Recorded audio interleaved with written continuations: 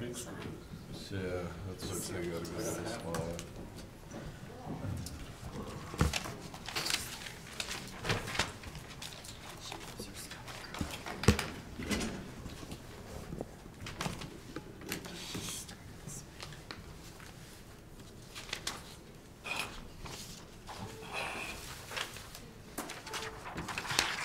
You got the video on? Yep, we're good. Welcome everyone. The January 16th Centerville City Council meeting is now in session. We'll do a roll call. We have Councilwoman Fillmore present, Councilman Entz present, Councilwoman Ivy present, and Councilman McEwen present. I knew that. Councilwoman Meekum is asked to be excused as she's taking care of her husband who had some surgery. So those are all that are present. We will begin with a prayer, and that will be done by myself. Our Heavenly Father, we're very grateful for this opportunity to be gathered this evening. We're thankful for the chance that we have to discuss issues of our wonderful city of Centerville and help us to be able to have thy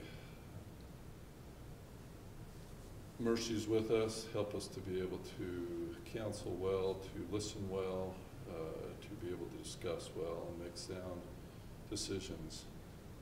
Bless Councilwoman Meekum and her family and her husband as he is undergoing some surgery, that all may go well there.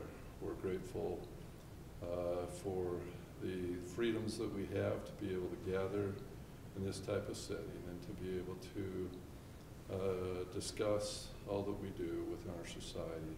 Bless all the citizens of this city, that they may be able to have blessings with them, and bless our police force and others that watch after the needs of our citizens, that they may be able to have safety with them.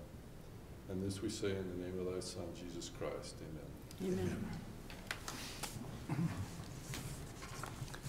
Amen. Next we will have the Pledge of Allegiance. All rise. I pledge allegiance to the flag of the United States of America and to the republic for which it stands, one nation under God, indivisible, with liberty and justice for all.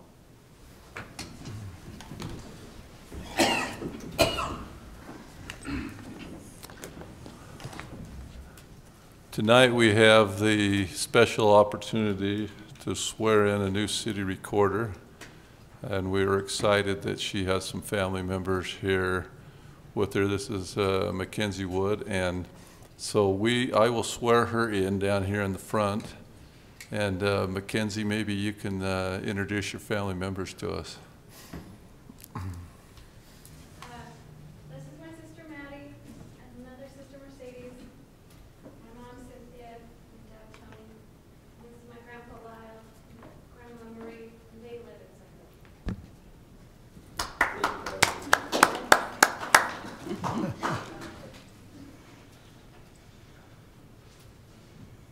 Okay, right up to the square, and repeat after me.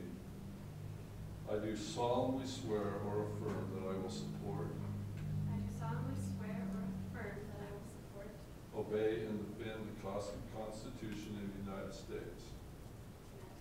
Obey and defend the Constitution of the United States.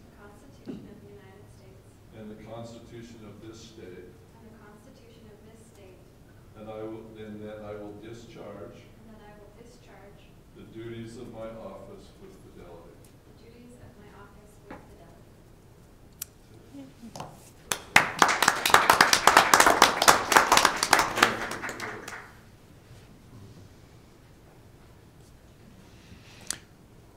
Mayor, while you're doing that, maybe I could comment on Mackenzie's qualifications for this position. That'd be wonderful. Mackenzie was an intern for us in the summer of 2016 when she was between her first and second year of graduate school in the Masters of the Public Administration program at BYU. She did an outstanding job on our sidewalk and tree inventory, and worked with a number of employees, all of whom were pleased to hear that she applied for this position because of their experience working with her. She comes with an outstanding set of skills for this position, her analysis and her computer technology skills and using Excel and the other software programs that are very pertinent to this position.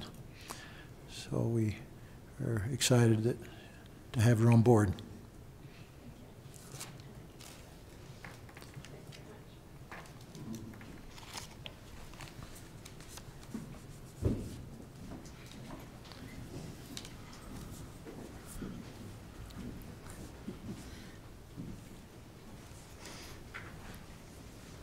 I would just comment that the other day I went into her office and she had her schedule down on her calendar better than I have my schedule on my calendar.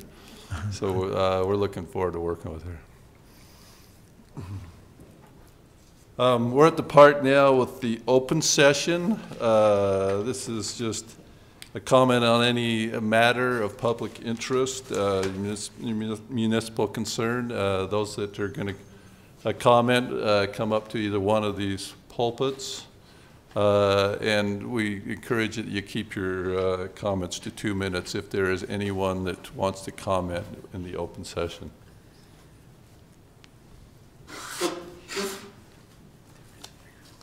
Okay, no comments on the open session, so I'll close the open session and we will proceed to the minutes review and acceptance of the January 2nd meeting of the City Council. And we all should have got those in advance. So I open that to discussion. Anything on the minutes that you want to discuss before we have a motion to accept them? Any discussion on them?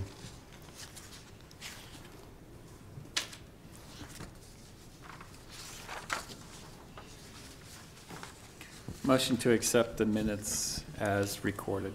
There's been a motion to accept the minutes as recorded. Do I hear a second? Second. We have a second. All in favor say aye. Aye. All those opposed, nay. Okay, the motions are accepted as presented. Number 2 item on our agenda is zoning code amendments, lot width standards in hillside overlay zone. And I think we have staff here to comment on that. Is that correct? There she is. Yes, Kathy Younger, assistant planner. Sorry. Corey, you wanted her to follow through with this matter, and so we have her back here tonight. Jake, if you want to bring up that map.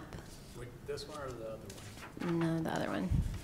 The hillside, the colored map with of the hillside overlay the areas. slope analysis. Oh, the slope analysis. Yeah.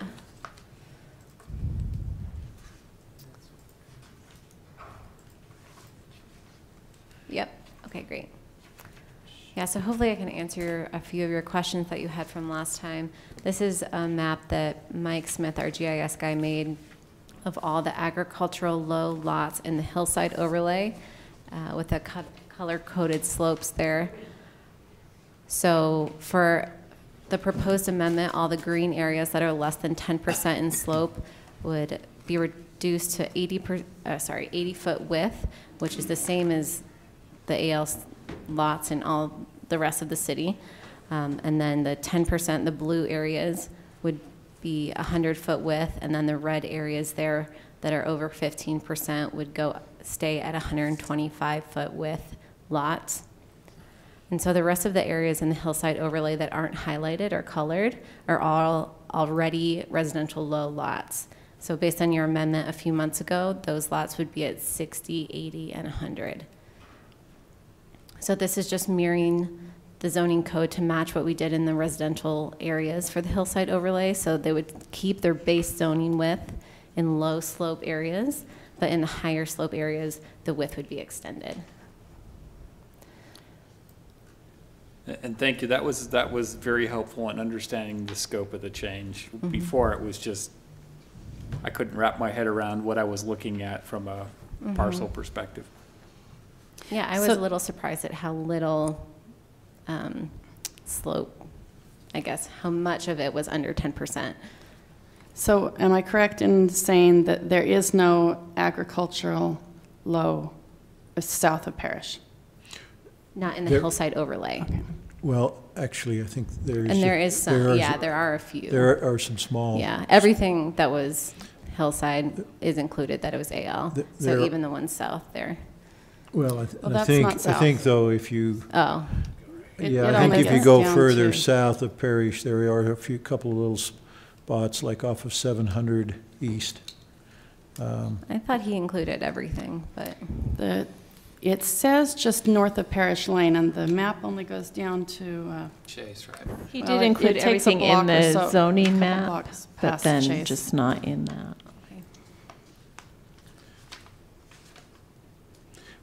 I had that question too, so I looked south of Parish, and I think there's a couple of small spots there that are agricultural zones still along perhaps 700 East, but it's pretty steep. Very top of Parish Lane on the south side, there's a chunk right against the mountain, and then a very, very, very small parcel. clear down there. Right off east of Island View Drive. So, Are you looking at the zoning map, I'm Tammy? looking at the Because we zoning could map. pull up the zoning map and Yeah, project so- it up there to show you what's south of this point, just so you can get a feel for that. But I don't think he did the slope analysis for that. right, but it's likely that slope is red, like these ones that are closer to the mountain. Yeah, I Are think more that's likely, yeah. probably correct. Yeah. When I looked at this initially, I was thinking proportional nature of what's in the south to the north, and I immediately just mentally dismissed what was south because it's not that much relative to this. So I was okay with this being the exhibit that was added to the packet, but Well, it's a again, in good looking at, question, yeah. looking at the zoning map goes to a point that was made last time, and that is these spots that are AL are surrounded by RL anyway. And so with them being AL, if we can encourage them to stay AL, we're already getting a larger front setback than we would with the zoning change. Sure. Well, a larger acreage, not just a Yeah, setback. right. Larger acreage. More questions for Cassie?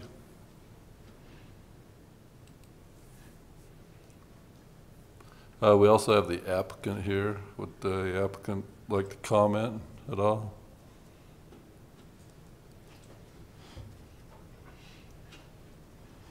Fred Hale, I live here in Centerville on 1750 North and 63 West. I've been looking at this property for a lot of years. Seymour Rigby sold me and my dad the property just west of Main Street on Jennings Lane, where those three cul-de-sacs are. In fact, the mayor lives in that development. We bought that from him in 1981 and developed it, and so I think I was like 24 years old when I first came to the city council. But anyway, so I've been working on Seymour for years to buy this piece of property, and it just came up here 2 or 3 years ago. But anyway, I agree with everything that has been said about the hillside ordinance. I believe that, you know, if your lot is fronting a hill or fronting the slope that's over 10% or even 9%, I totally agree. It needs to be 125 feet. These lots face into the hill, so we have a 1.5% slope. The property is really hard to develop because it's just I call it a one-sided road, meaning the development is just one side. And believe me, I tried to talk to Billy Rigby about either participating or selling, and he would not. So it's not a real desirable, but you know, in the future it can be developed as he sees fit later. But anyway, again, the staff has been helping me out on this issue. So I hope the council sees fit to see the need to change that and give them, make it 110 feet. I want to keep the lots large, like, I don't know who was saying that, over half acre. That's my desire. So anyway, thanks. If you have any questions, I can answer them. I was worried you were going to say it was taken since 1984 to get a decision out of this body. So. I've been here quite a bit, but no, thanks. Any questions for the applicant? I know you guys were wondering how it would affect his subdivision, so we did include those maps for what he's proposing. And I believe he only wants to go down to like 100 feet for his widths anyway. And then Corey drew his own rendition of if they stayed at 125. And it would essentially just make the cul-de-sac a lot longer in order to accommodate the widths of all of the lots. And just kind of make the last lot 4 just a little awkward shape so the house couldn't sit at the end of the street. So, Well, it makes the road longer in order to get the frontages, minimum frontages under the current ordinance. yeah, And that's a longer road the city has to take care of forever after. So yeah. there's a benefit to the city as well. So that's what he's proposing right now, with that larger lot at the end of the cul-de-sac. And so he kind of has to reduce the rest of the widths for lots 1, 2, and 3 in order to get the desired layout for his subdivision. And then if you want to bring up the next photo or drawing. And as George pointed out earlier today, this is not readable in terms of dimensions, but it's just a kind of a piecemeal painted approach that Corey took to illustrate.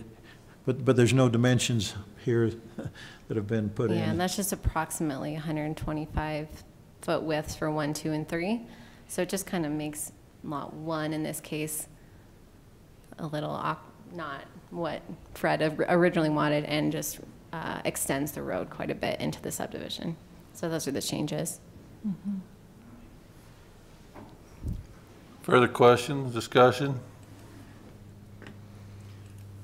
Tammy, did you still have annexation concerns you Yeah, wanted to address? I'd like Lisa's opinion on that. Just from, I'm fine with the change. I mean, I voted against the tabling of it. I thought we should have taken care of it last week. But from what I heard from Stephanie and George, that the concern, I think, what I sensed was more, if there's development in the future up on the hillside, if we're looking at those houses, we don't want that to feel crowded. We want to encourage that to continue to feel more open space-like, since that is our open space. So I just wanted to pose the question to Lisa if legally it would be possible to state in the amendment something to the effect of, as of this date, the areas that are annexed right now, this would apply, but future annexations would not, it would not apply.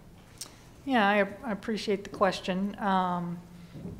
In my opinion, it's not advisable to have a clause for what's in the city now, but that it's not applicable to anything we annex in the future, because typically when you annex something, you're bringing it into the city and you assign a zone to it at that point. Now, if we wanted to come up with a different zone, but really from a planning perspective, there's no legal argument as to why we're treating some property one way, but then when we bring it in later, we would treat it a different way. So, but I think that the maps that have been shown tonight are helpful, because the slope is going to just take care of it. On the mountain is going to be in the red area, which is going to require the 125-foot area. But again, prior to annexing anything, you need to look to your general plan. We have to have an annexation plan, which is in our general plan.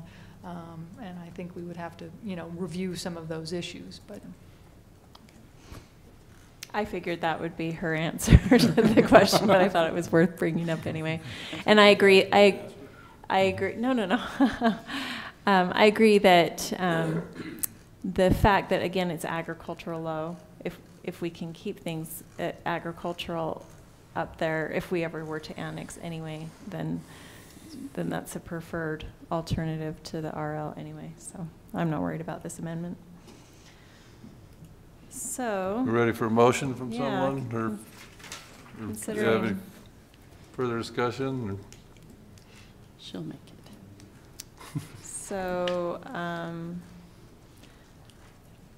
I'll make a motion that we approve zoning code amendment CZC 1242-040 regarding lot width standards for agricultural lots in the Hillside Overlay Ordinance, ordinance number 2018-02. Second. We have a motion and a second. Ready for a roll call vote? Okay, we'll start with Councilman George McEwen. You got 2 years to get it right. Aye. Aye. Aye. Aye.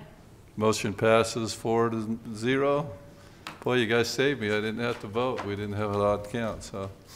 So do I have to restate that, Lisa, or do we know that? Is it clear enough how Councilwoman Fillmore stated it? Yeah, so the motion passed Okay. 4-0. Great. All right. Thank you. On to item 3 on the agenda. Municipal code and zoning code amendments, the deferral agreements. This is something that we discussed 2 weeks ago, and this is something that the council had asked a few months ago for Lisa to give us clarification on. So can I turn that over to you, Lisa? Yes. So as you recall, the council tabled this item at our last meeting and asked staff to draft an additional provision to add to the ordinance to provide for an expedited process when the person applying for the deferral of public improvements was a veteran or first responder that had been disabled in service. So I did a little bit of research looking to what the county had done on some of their tax provisions for veterans and other things, and provided a new subsection G to the ordinance that starts on page 3.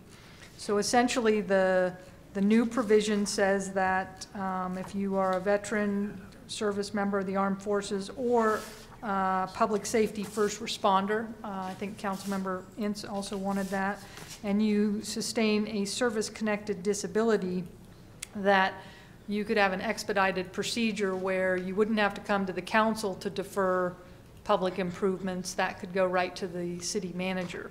But the city manager would still look at the application. I mean, some things still need to be submitted and verified, but the city manager on his own could sign that deferral agreement. So with that, staff still recommending approval of these zoning code and municipal code amendments and adoption of ordinance 2018-01. Questions? Well, since I was the one who threw this out there, that I'd like to see that. Lisa has a different obligation in terms of writing legislation than I have, and mine is looking at it as you can't bind a future council, but I sure like to. And in this, the read to me is that we're adding an expedited for, if it's a modification to the primary residence for someone who's sustained a service-connected injury. I'm in total agreement with that language. My concern is that we still have the same trigger language that we do for the regular process that may not result in an automatic deferral. And this does come to, what do you do if it is a firefighter who's now paralyzed, but they are the only residents on that street that doesn't have a sidewalk?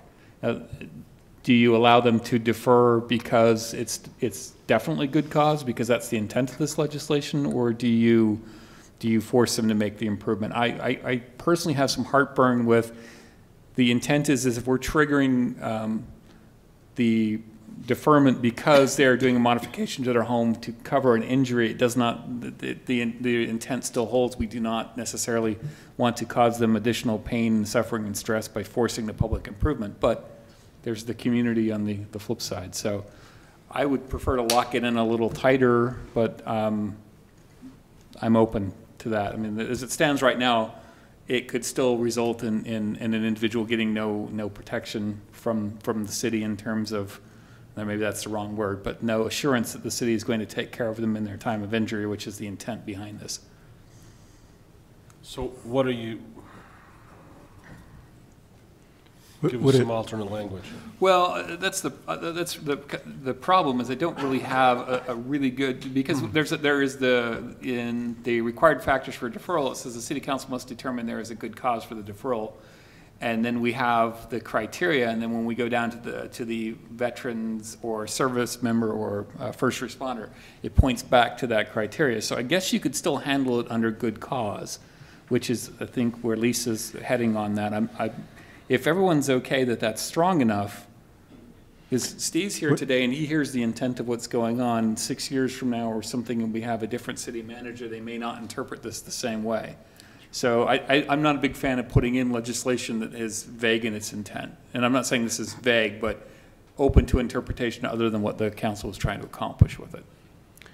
So are you saying that you would like the paragraph that starts veterans and first responders maybe changed from the expedited and just added as an or at the end of 4 and add that as a number 5?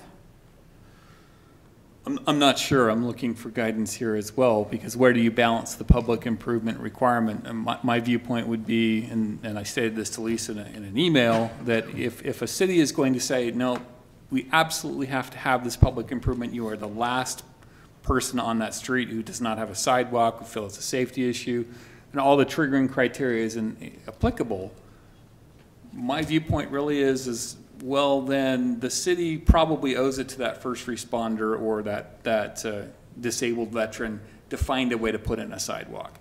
We can come up with $500 million as collective communities to pay for internet. I think in those particular cases, we should find some way to help out an individual. And the language doesn't do anything to protect them in that regard. And I'm looking on how we strengthen that. So if I could comment, I did provide Councilmember McEwen with the draft language since he had requested the text. And we got to this point, which I think was progress. I wasn't willing to go any further in the ordinance. I felt like the ordinance addressed what we had talked about at the last council meeting, that there might be a larger issue for the council to discuss. But I do think that the intent here in saying that the city manager can approve a deferral agreement, I think the language is already here. Even if there's no sidewalk, or everybody else has sidewalk, but this doesn't, the city manager could still approve the deferral agreement because he could find for good cause. Obviously, a disabled veteran is a good cause, and we've already carved out G, which is highlighting the legislative intent that we really want to expedite it and treat them. You know, I guess I could even add another sentence that says, you know, this qualifies for good cause under F3 and 4. So it's very clear when the city manager is deciding that. That's the deferral agreement itself. But the next question was, you know, so I think the city manager can approve the deferral agreement. The question is, let's say 5 years later when the city decides, oh, we want to call on that deferral agreement. Now we want the improvements to go in. What happens then? I think that's a good question. But again, I wasn't comfortable. I felt like that is a much broader policy question of how does the city want to handle deferral agreements? Is it a broader legislative change? I think it would have to be something that's funded, maybe reviewed on a broader basis. So that's why I didn't address that in this text. And I think, just so that everyone knows, I was in agreement with Lisa to bring it in this form. I'm not trying to sabotage Lisa's efforts. It is a fundamental policy question of how far do you take the funding or on a city basis. The real problem is that, as you mentioned last time, Bill, how many is this really going to impact? How often is this going to get triggered? My hope is never. But if it does get triggered, then we need to be aware of the sensitivity of the issue we're dealing with. So I don't know that necessarily we should invest countless hours trying to lock this up for the future and make sure that it's 100% cut and dry on the funded issue. But as long as the legislative intent is communicated for time and posterity, that the intent is to take care of those people who took care of our community.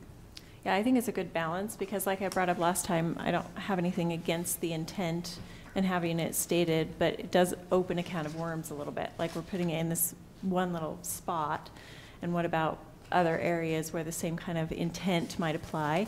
And so I like this solution in that it states the intent somewhere, but leaves open for that future legislative body to make the decision, make the call, and or decide they want to dive in and really decide policy and then apply it more broadly and wherever it should apply.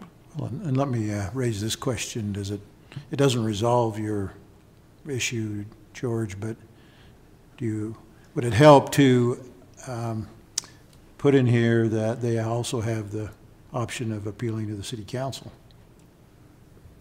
Well, I think Lisa made the distinction. I guess we could add that. That may help out. As long as the overall intent, that if we are comfortable as a body that the intent is we're signaling strongly to the first responder and veteran community, this community will take care of you if you cannot take care of yourself, then I think that's enough of a signpost for future councils to understand what's the correct way to act. I don't know that necessarily I need to go to a funding level for them to figure out, because this may never be triggered. But if it is, I think if this body is unanimous in its support of that type of language or intent tonight, that a future council is not going to need a lot of direction to figure out how to act appropriately in taking care of those members of our community.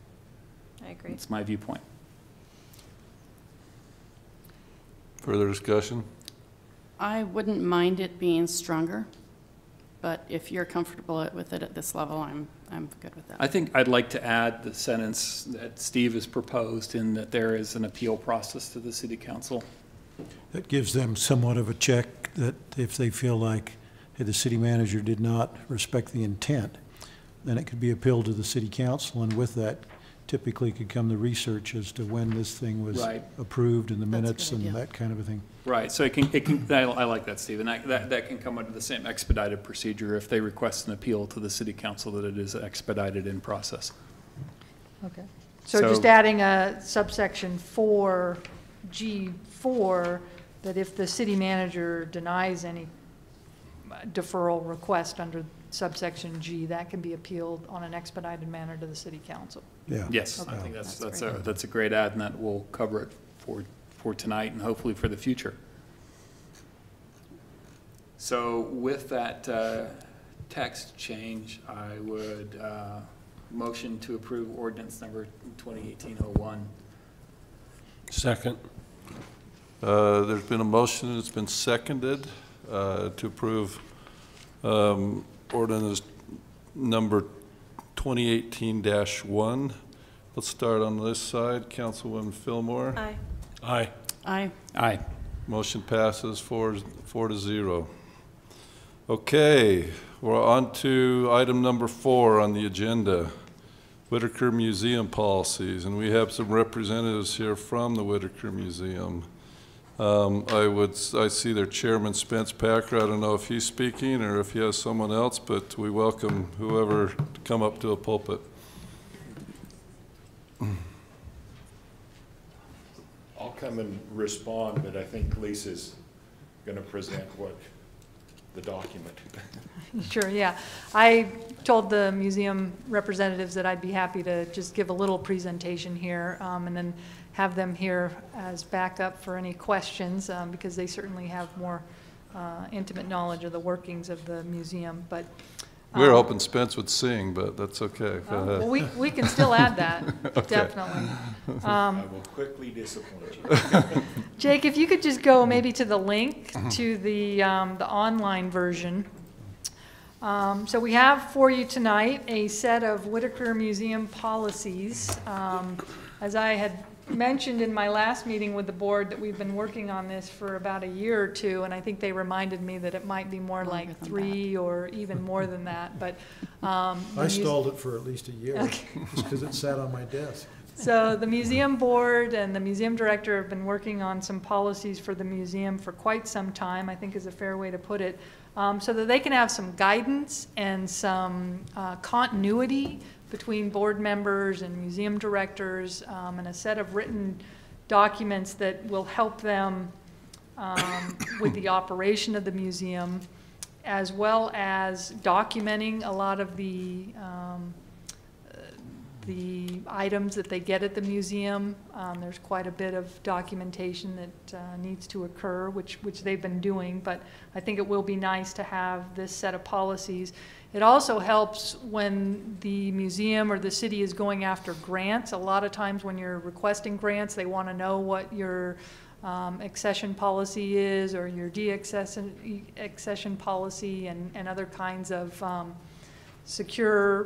security and things like that. So I think it'll help us in our grant writing to just have, we can either copy that chapter from the policies, or we can give them a link in our application.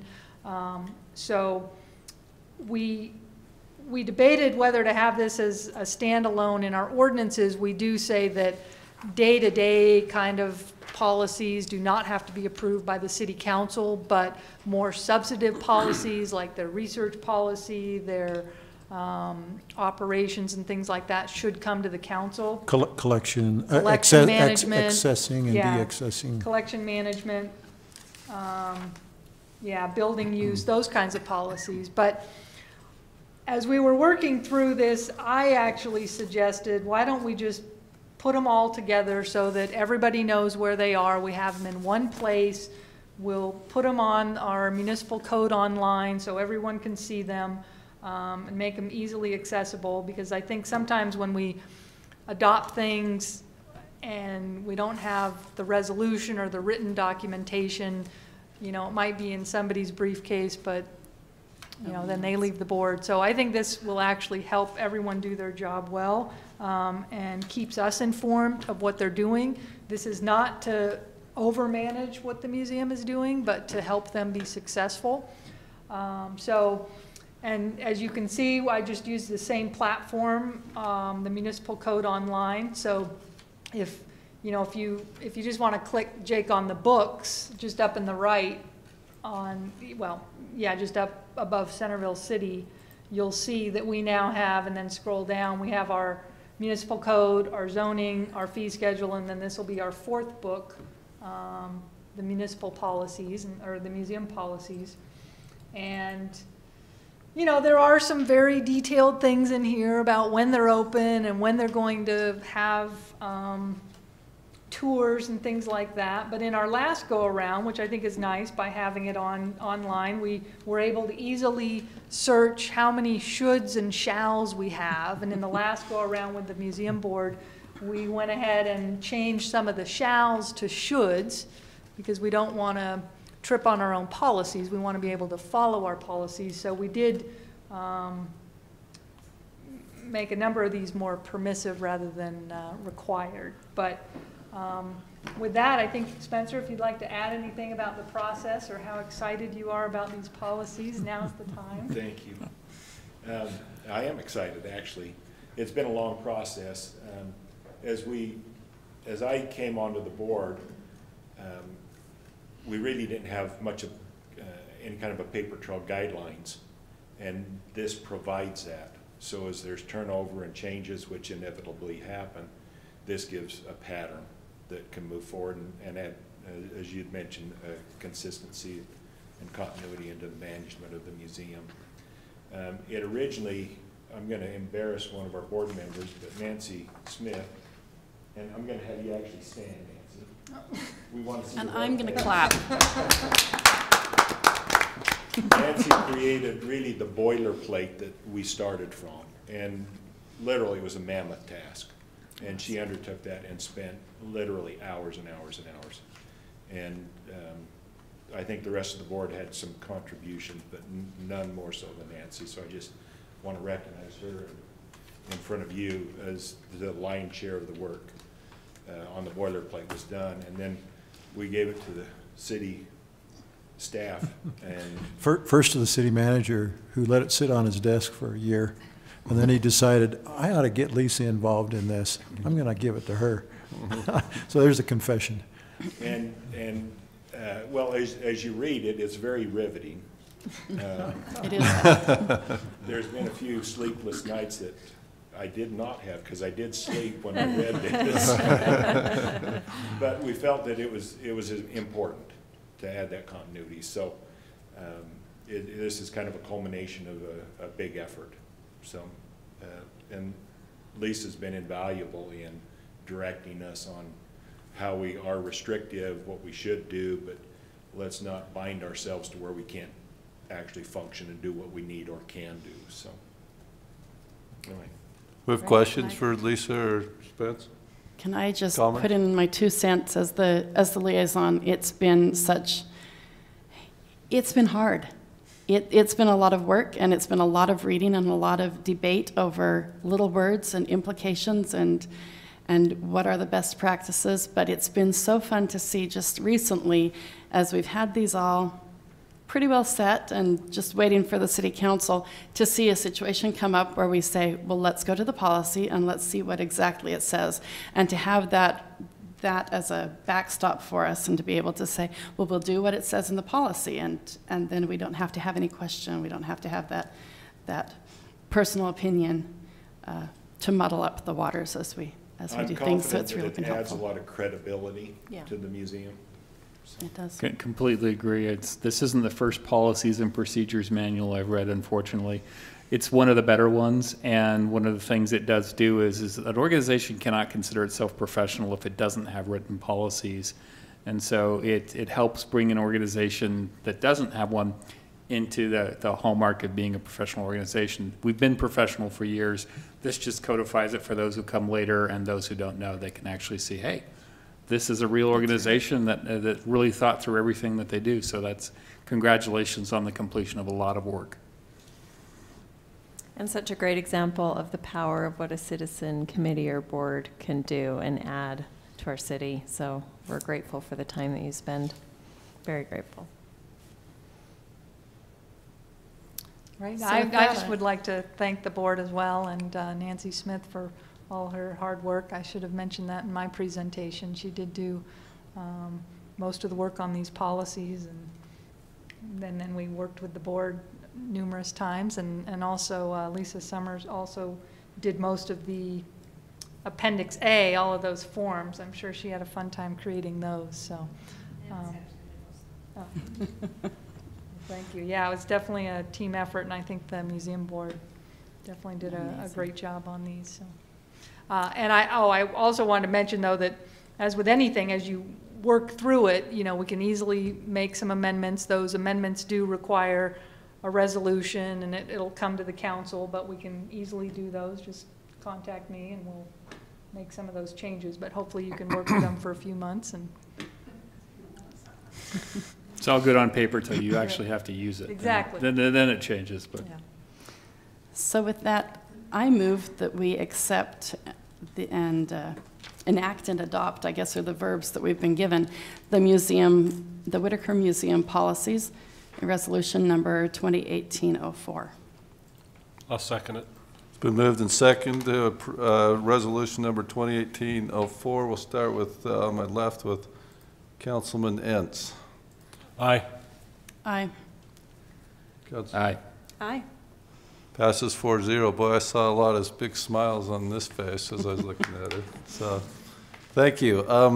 With that, we get to hear more from the Whittaker Museum. I think that Lisa Summers wants to update us on activities and projects. Is that correct? Actually, I think Spencer was going to lead out. Oh, Spencer's going to do that, too. And Okay. Mayor, can I just tell you, we have an affinity to Lisas in our city, but we've got a Lisa Summer and a Lisa Summers. Yes. And this is Lisa Summer. Yes, yes.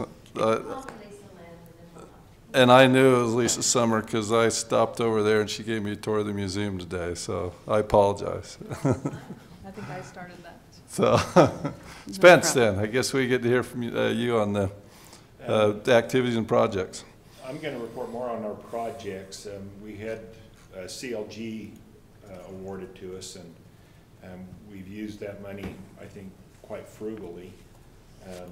We also had some scout projects. So we're nearing completion of our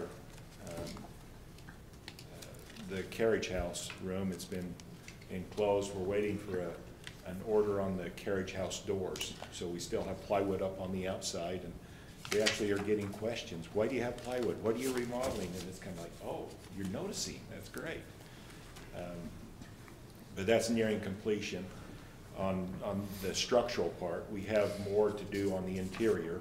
We've got the basic walls and sheetrock and lighting and things, but some shelving and cabinets and a sink and things like that we still have in our plans. We also have had a couple of Eagle Scout projects that have been very beneficial. One is to do with the lighting. We had an Eagle Scout that trenched most of it by hand, and it was interesting to watch about 16 young men digging that dirt over there, and it was just dirt flying everywhere and having fun, and it's amazing what work you can get out of them with some milk and donuts. But, oh, good. Some pictures?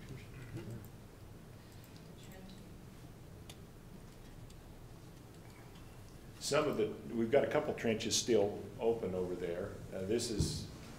We found some old lines, and there was some coordination that we did with the city Parks and Rec folks. This is a post base for one of the lights. If you notice, there's a pencil laid there. It's kind of hard to see, but that helps give you a scale. That's a 2 foot around concrete post base. It's got a wire cage and goes 4 feet into the ground. There are 4 of those post bases that have gone in, and Salmon Electric, local contractor here, donated those, and the financial value of that's about $3,500. And then he's also helping us with the securing the lights, and has arm wrestled the vendor and got some quotes and things that we're looking forward to next grant cycle to being able to put that in place. Obviously, the parking lot was completed as well, and it's been a big improvement. We had a little social activity there, had lunch there today, and every space was full, and a few of us walked from City Hall, but it was just a vast improvement, the safety that we've enjoyed because of that. This is the walk from the milk house over to the police parking. That's one of the last elements that we have to pave. We want to do the brick pavers, and that's a future project that we've got slated that we want to achieve. We're back to the first picture. Thank you, Jake. Just to update you money-wise, we ran over budget on a couple of projects. When we started in the floor, we took out the old tile floor, and when we did that, the base under it was completely gone. It was just broken up. So it required that floor get removed, and that was a cost and an expense that we didn't anticipate, but we ran over budget. And then the parking lot also was a portion that we talked about before, where we managed to go ahead with that with your approval. What it did is it allowed us to spend some of our future 5% RAP tax money. So we're actually in the hole with our RAP tax money a little bit. Let me speak to that, Spencer, because I took some time after I spoke with you, and I don't think you're actually in the hole at this point. I'm going to try to pin this down by Tuesday when I meet with Lisa and Mel. But I think as of right now, based on the financial report, the 6-month financial report,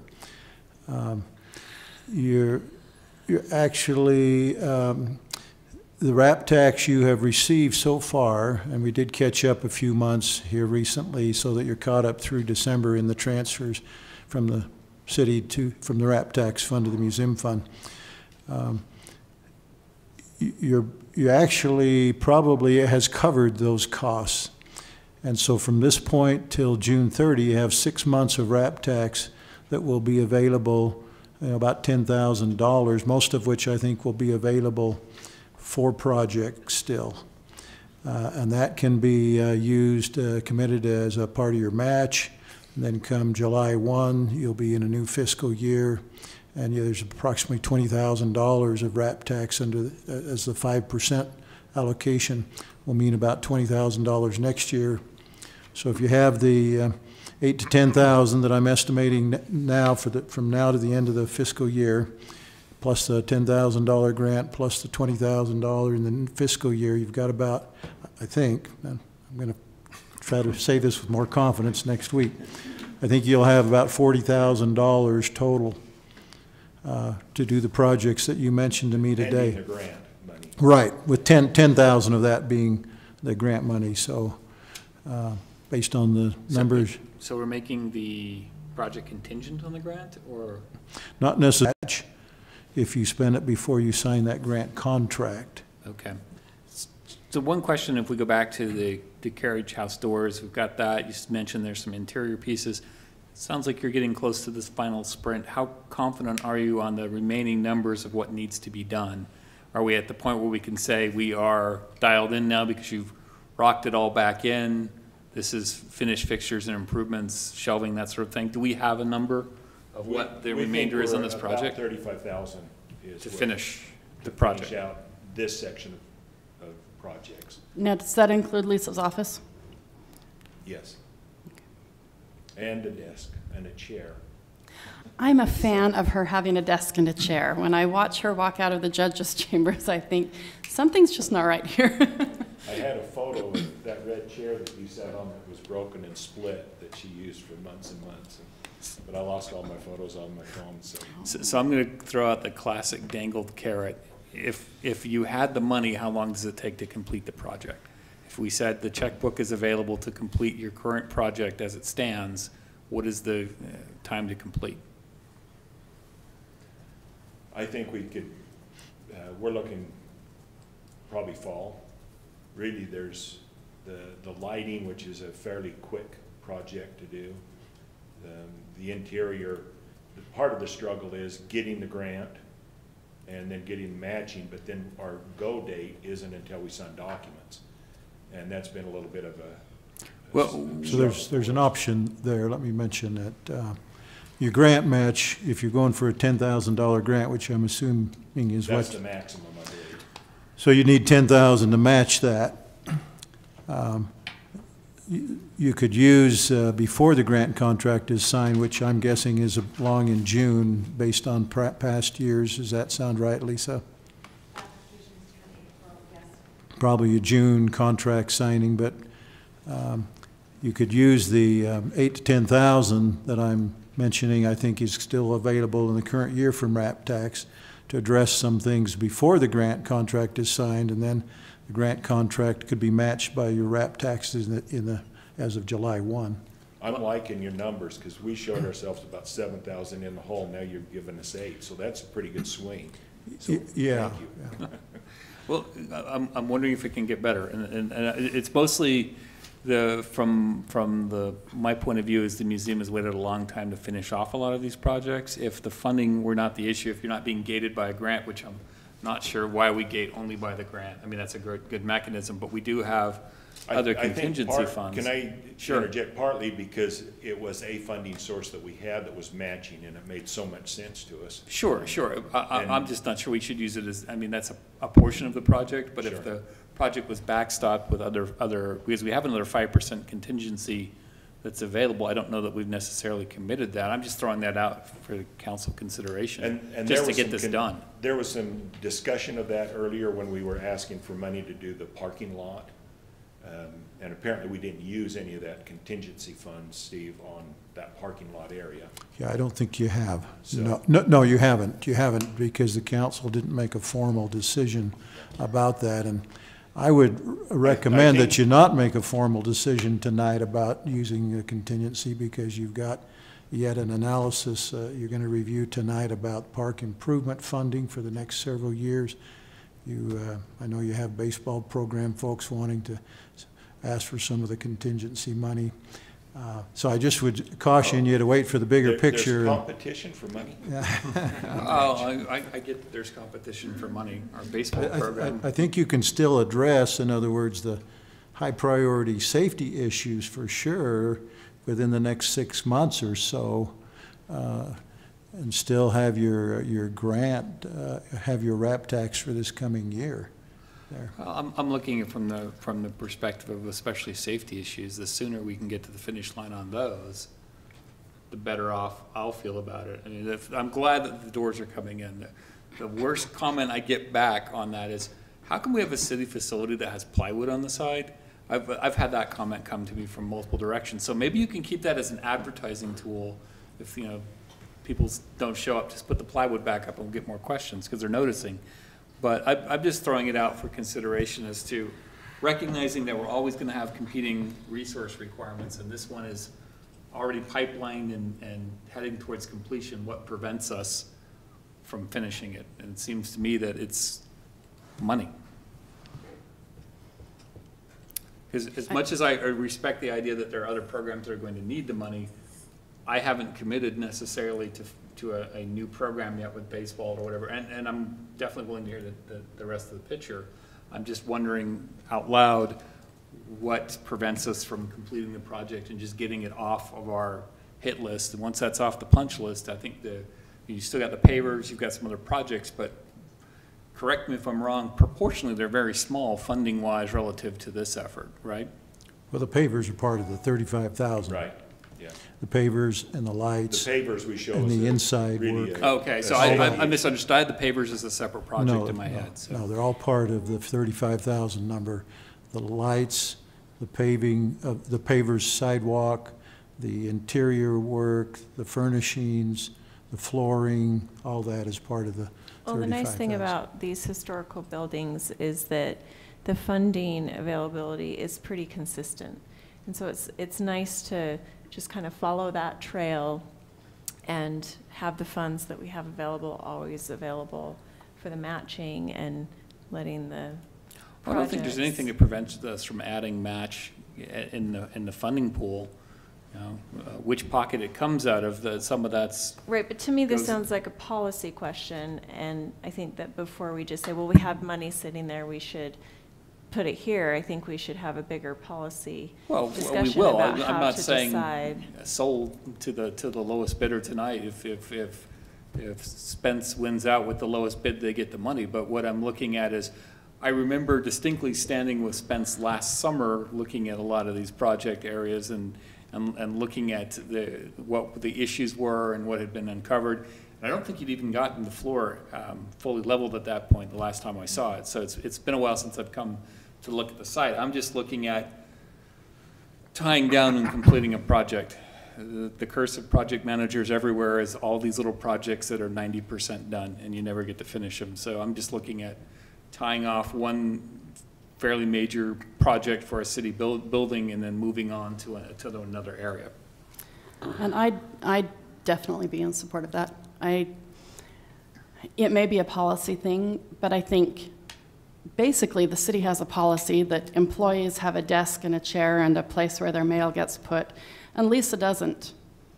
And I don't think that's fair. And saying, well, the baseball program needs something, or we're going to add something to a park. Yes, but we have a city employee who's the only city employee I know of who doesn't have a designated spot that her stuff is. And I don't think that's okay. Well, I think we should push through to the end and say, we can hold our heads up and say that we treat our employees well and they have a place to sit down to do their work, so. There's nothing on the agenda that says we're taking action on this. I just wanted to bring it up for a future meeting. I'd definitely like to have Robin here, so if she weighs in. Bill, what are your thoughts?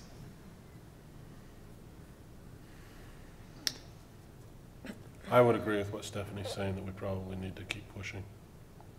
Okay. I don't know that we need to do it tonight. No, I would, this would be one where I think, because as Tammy's pointing out, it is a policy direction as much as it is a spend direction, I'd want a roll call vote with everybody on that. Yeah. And I don't think we're talking that much money for it.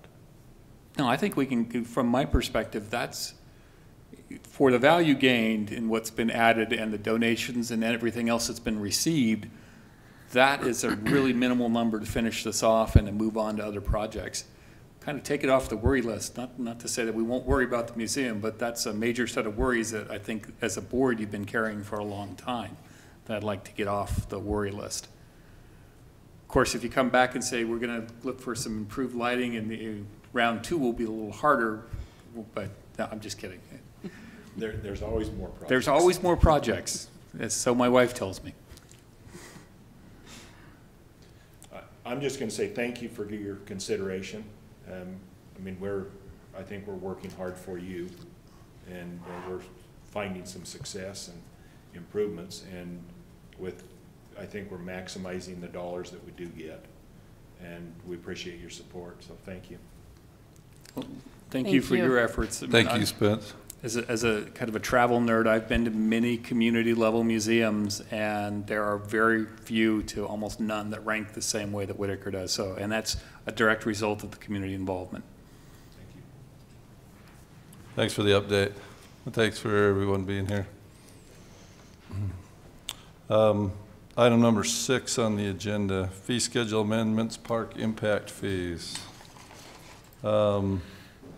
This was one we addressed a couple of weeks ago, but we have a resolution that we need to adopt. We comment on this? Yes, technically our park facility impact fee plan says we put in all the data and we can go up to X amount for our park impact fee, which is $2,869. And then in that enactment, we say, but we're going to enact it in our fee schedule, which is where we keep the fees. So this is just an implementation of that policy decision that's already been made. It's just a quick follow-up to put your new park impact fee in the fee schedule. So we recommend adoption of Resolution 2018-07. So moved. Second. Motion is seconded. Councilman Fillmore? Councilwoman Fillmore? Aye. Aye. Aye. Okay, passes 4-0. Resolution 2018-07. I was going to ask before we passed that, and I'm not trying to rescind. We couldn't vote on this till tonight, right? We had to sit there for 2 weeks? No, we could have prepared a fee schedule amendment at the same time, but I didn't. I wanted to see how that went, and then this is just a matter of doing it.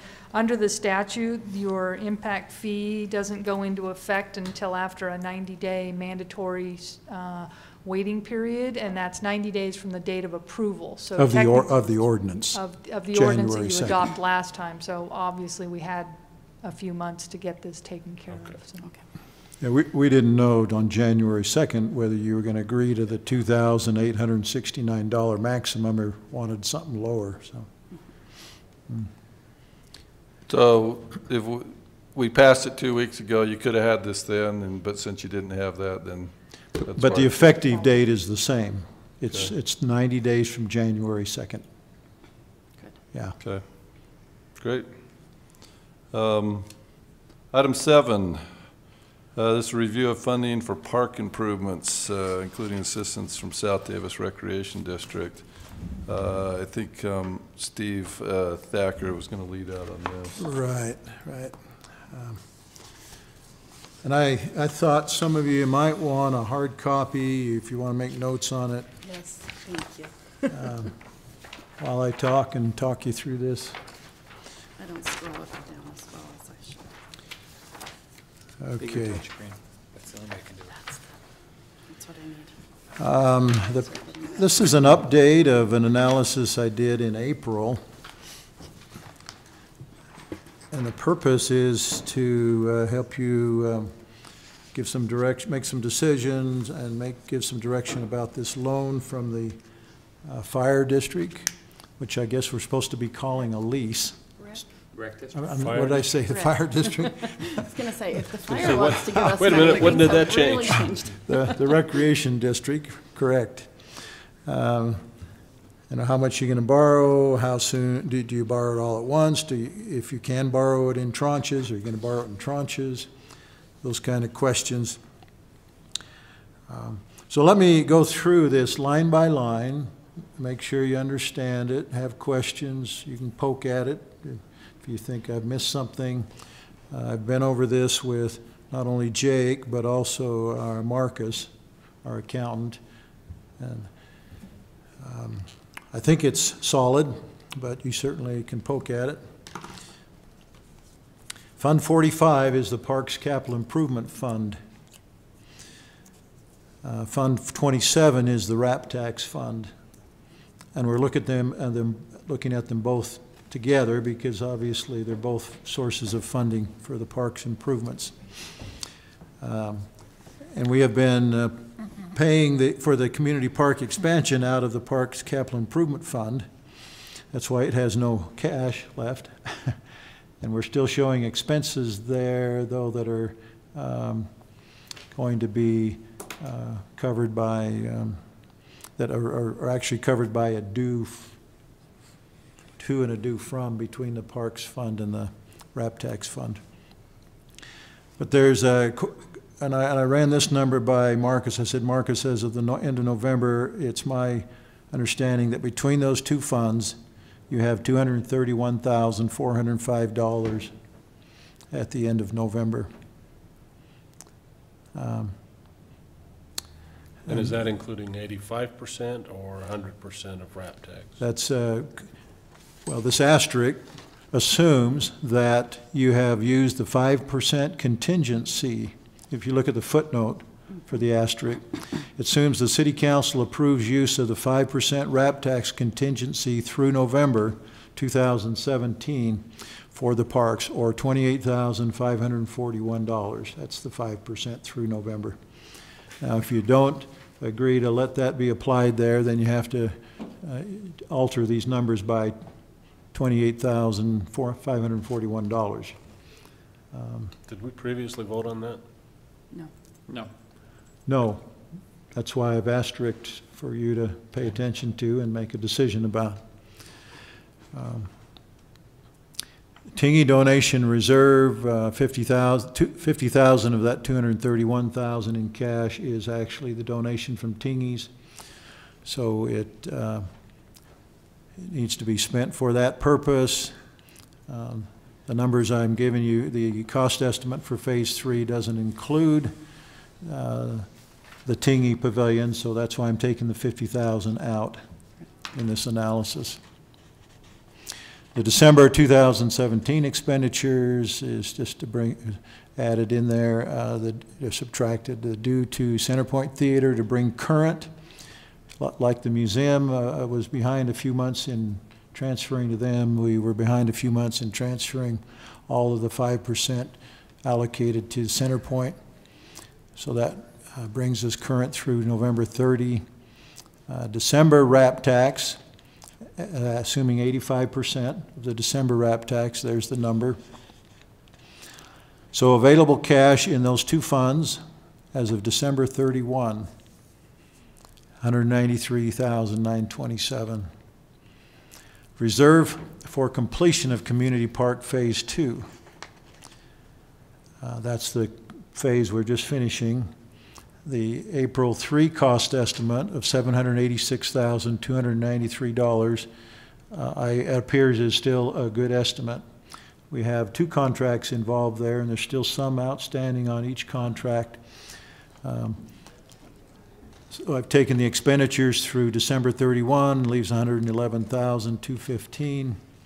I'm assuming that is what we have to assume will still come out of these funds to complete phase 2. That means that what we have available for phase 3 is this $82,000 as of January 1. My projection on impact fee revenues, park impact fee revenues, I'm being very conservative. January through June of this year, I'm saying 0. I don't think the apartments will be permitted by the end of June. So I'm assuming there may be a few homes, but not many. So I'm taking the conservative approach here. You mean Fred Hale isn't going to get his permitted during this period? He might. It's possible. I mean, it's not a huge. I'm going to guess there'll be 5 to 10 homes perhaps in the next 6 months, but I don't know. And so I've said 0 is the conservative approach. RAP tax revenue, January through June, 85% of it is estimated to be $165,750. You do have a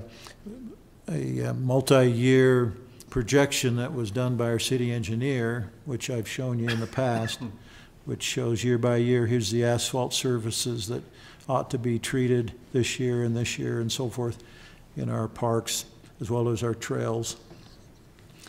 And the numbers that he was showing for 2018 are these two numbers in parentheses, so that totals $24,570. We need to take that out of the RAP tax. The RDA transfer for the imported soil. I mentioned this to you a couple of weeks ago. Found the record of this July 15, 2014, when the RDA board approved up to $100,000 of RDA funds to be transferred to help with that first phase. When the soil was leveled, the underground utilities were put in. Some of the soil was actually transported off-site because we had too much. The rest of the soil had to be managed and leveled into tiers. Our city engineer felt we could justify the $100,000, so as being related to the fact that we brought all this soil from the Center Point Theater, hole in the ground. We'll look at where does that 100,000, how soon can that 100,000 be transferred by the RDA? We'll be looking at an analysis during the RDA meeting later tonight. But I think it can be transferred in this calendar year. So you have available for Community Park Phase 3, January through June. Why have I taken that time frame? That's because I expect the work will be done in that time frame, March, April, May, June. The bids are being opened on January 30th or 31st. Could be awarded by you on February 6th meeting or the February 20th meeting. And the work done by June 30th is my estimate. So the money you have towards that phase, $323,892. The Community Park Phase 3 cost estimate. This was updated because they've now prepared the specification. The bid is out there. This estimate is about $50,000 higher than the estimate April 3rd that was in that analysis last year. Most of the $50,000, however, is because they have added in about $40,000 related to permanent soccer goals and portable soccer goals and netting behind the two goals on the south end so that the balls don't go over into the townhome property. It counts for most of the increase. Of course, we don't know what the bid's going to be. We hope it'll be less than this. This includes estimates for engineering and a 10% contingency in this number. So the funding deficit for Community Park Phase 3 is projected to be $372,000. Impact fee revenues for fiscal year 2019, meaning from July 1 of this year through June 30 of next. I do assume that the 111 unit apartment complex is permitted. It's likely to be permitted in phases. It's possible it could stretch out over a year if it's phased. I'm assuming it's in 1 year. So that gives you $318,459. RAP tax revenue, 85% of it for fiscal year 2019 is estimated to be $341,445. The impact fee revenue for the first half of the fiscal year 2020, which means July through December of 2019.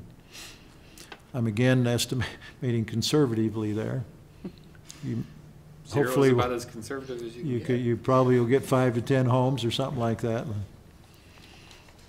So you can tell me if you want me to put some numbers in there, but your guess is probably as good as mine, or as bad as mine, I should say. RAP tax revenue for July through December. Now, why have I taken that time frame, calendar year 19, is because I'm assuming Island View Park Phase 1 will be done in calendar year 2019, the expenditures for that. stretching from spring to the fall.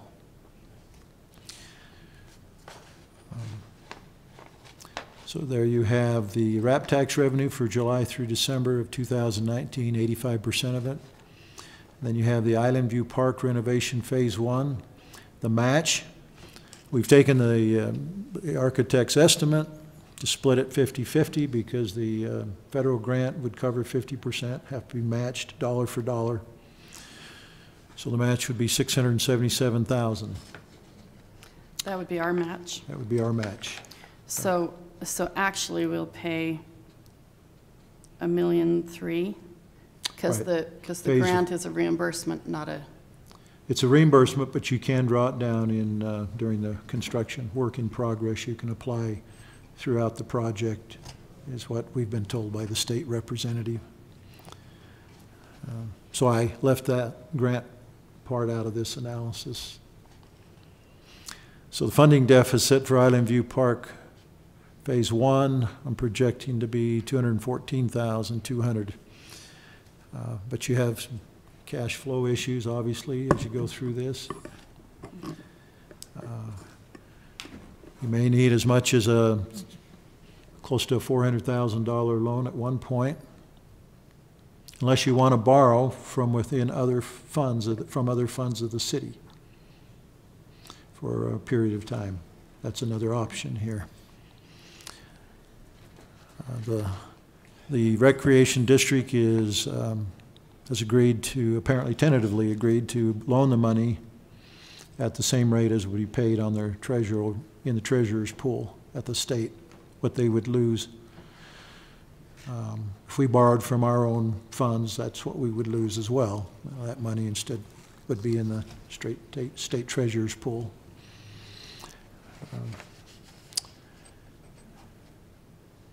So you're looking at that kind of cash flow projection or cash flow need, I guess I would say.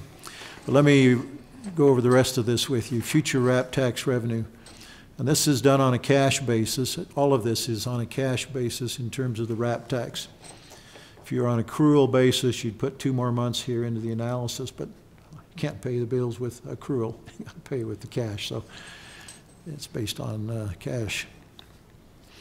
So the second half of fiscal year 2020, 85% is that 175,845, and then so forth down through fiscal year 2026. The current authorization for RAP tax expires March 31, 2026.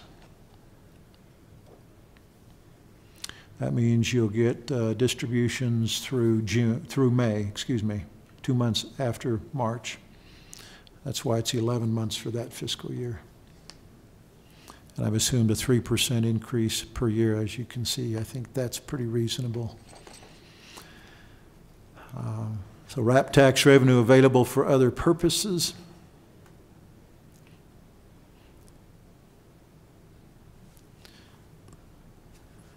You have to repay the Recreation District loan. You have the Island View Park renovation phase 2. You will have year-by-year asphalt maintenance of, I'm going to say is going to average somewhere between, probably the $20,000 to $30,000 range. How good do you think the 111 units are for 2018? That they'll all be done in that in fiscal year 2019, from July 1 of this year to June 30 of next year. Yeah. How many was it this year? How many apartment units? Or we didn't have any apartment units in the current fiscal year. We had a few homes so far, very few. In fact, the last 3 months we didn't have any park impact fees. October, November, December. Had a few in the months of July, August, September. And the last of the Fred Hale apartments came in the prior fiscal year. He built his over, I'm going to say about a 2-year, he permitted his, I think, over about a 2-year period. This is the 1250 West units, right, on the northwest corner? Or The 111, you mean? Yeah. Is the northwest corner, right. Do we have an official project name we're trying to refer to it as? Or is It's it Legacy 111? Commons, I think is what they're calling it. Legacy Commons? We are running into some issues with the traffic analysis, so. And Yeah, I mean, it is a big question mark. It's a legitimate it's question. not a done Right. project. And, Right. and who knows what the hotel timing will be, and the requirement was for the hotel building permit to be pulled first, right? Foundation to be put in Foundation part, before so, issuing a permit on the apartments, yep. right? So the 111 is sketchy at best. I don't. I In the don't- time frame. Timing. Yeah. Yeah. I think it'll eventually happen, but the timing is what's more sketchy, or more, So at the end of the day, we probably have to take the maximum amount available from the recreation district. I think you're right. I wouldn't count this as an offset for the 111. That, when we originally looked at the loan, I never brought the 111 into the calculation for myself. It was all based off of the district loan. So whereas this is a found money source, if it shows up, then maybe it goes towards the offsetting of Island View, but as far as the community park phases, it wasn't anything I counted on as being part of it. Right, so at I all, see- so.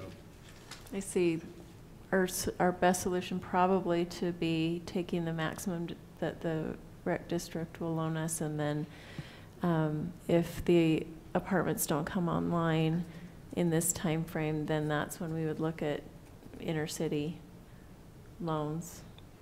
between funds of the city, Mhm. you're saying. Yeah, Um, to cover that time. Now, let me make sure you understand that on the record, we are borrowing the money from the rec district for the community park expansion project. Well, right, we Can't use absolutely it. need it, They obviously. probably would not, I have to assume they wouldn't loan it to us for Island View Park Right on view. Right. Yeah, understood. because of the sports fields Yeah, is the reason they absolutely.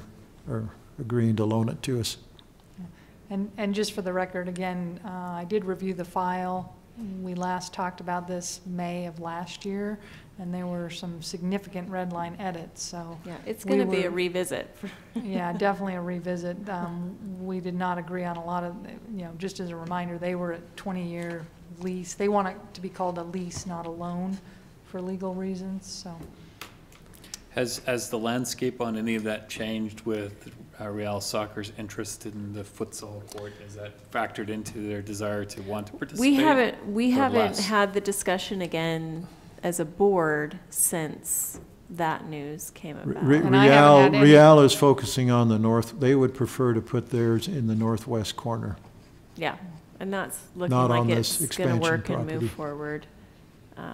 We're going to wait for hopefully some confirmation from the Army Corps of Engineers about an expected answer that there isn't a wetlands issue over there.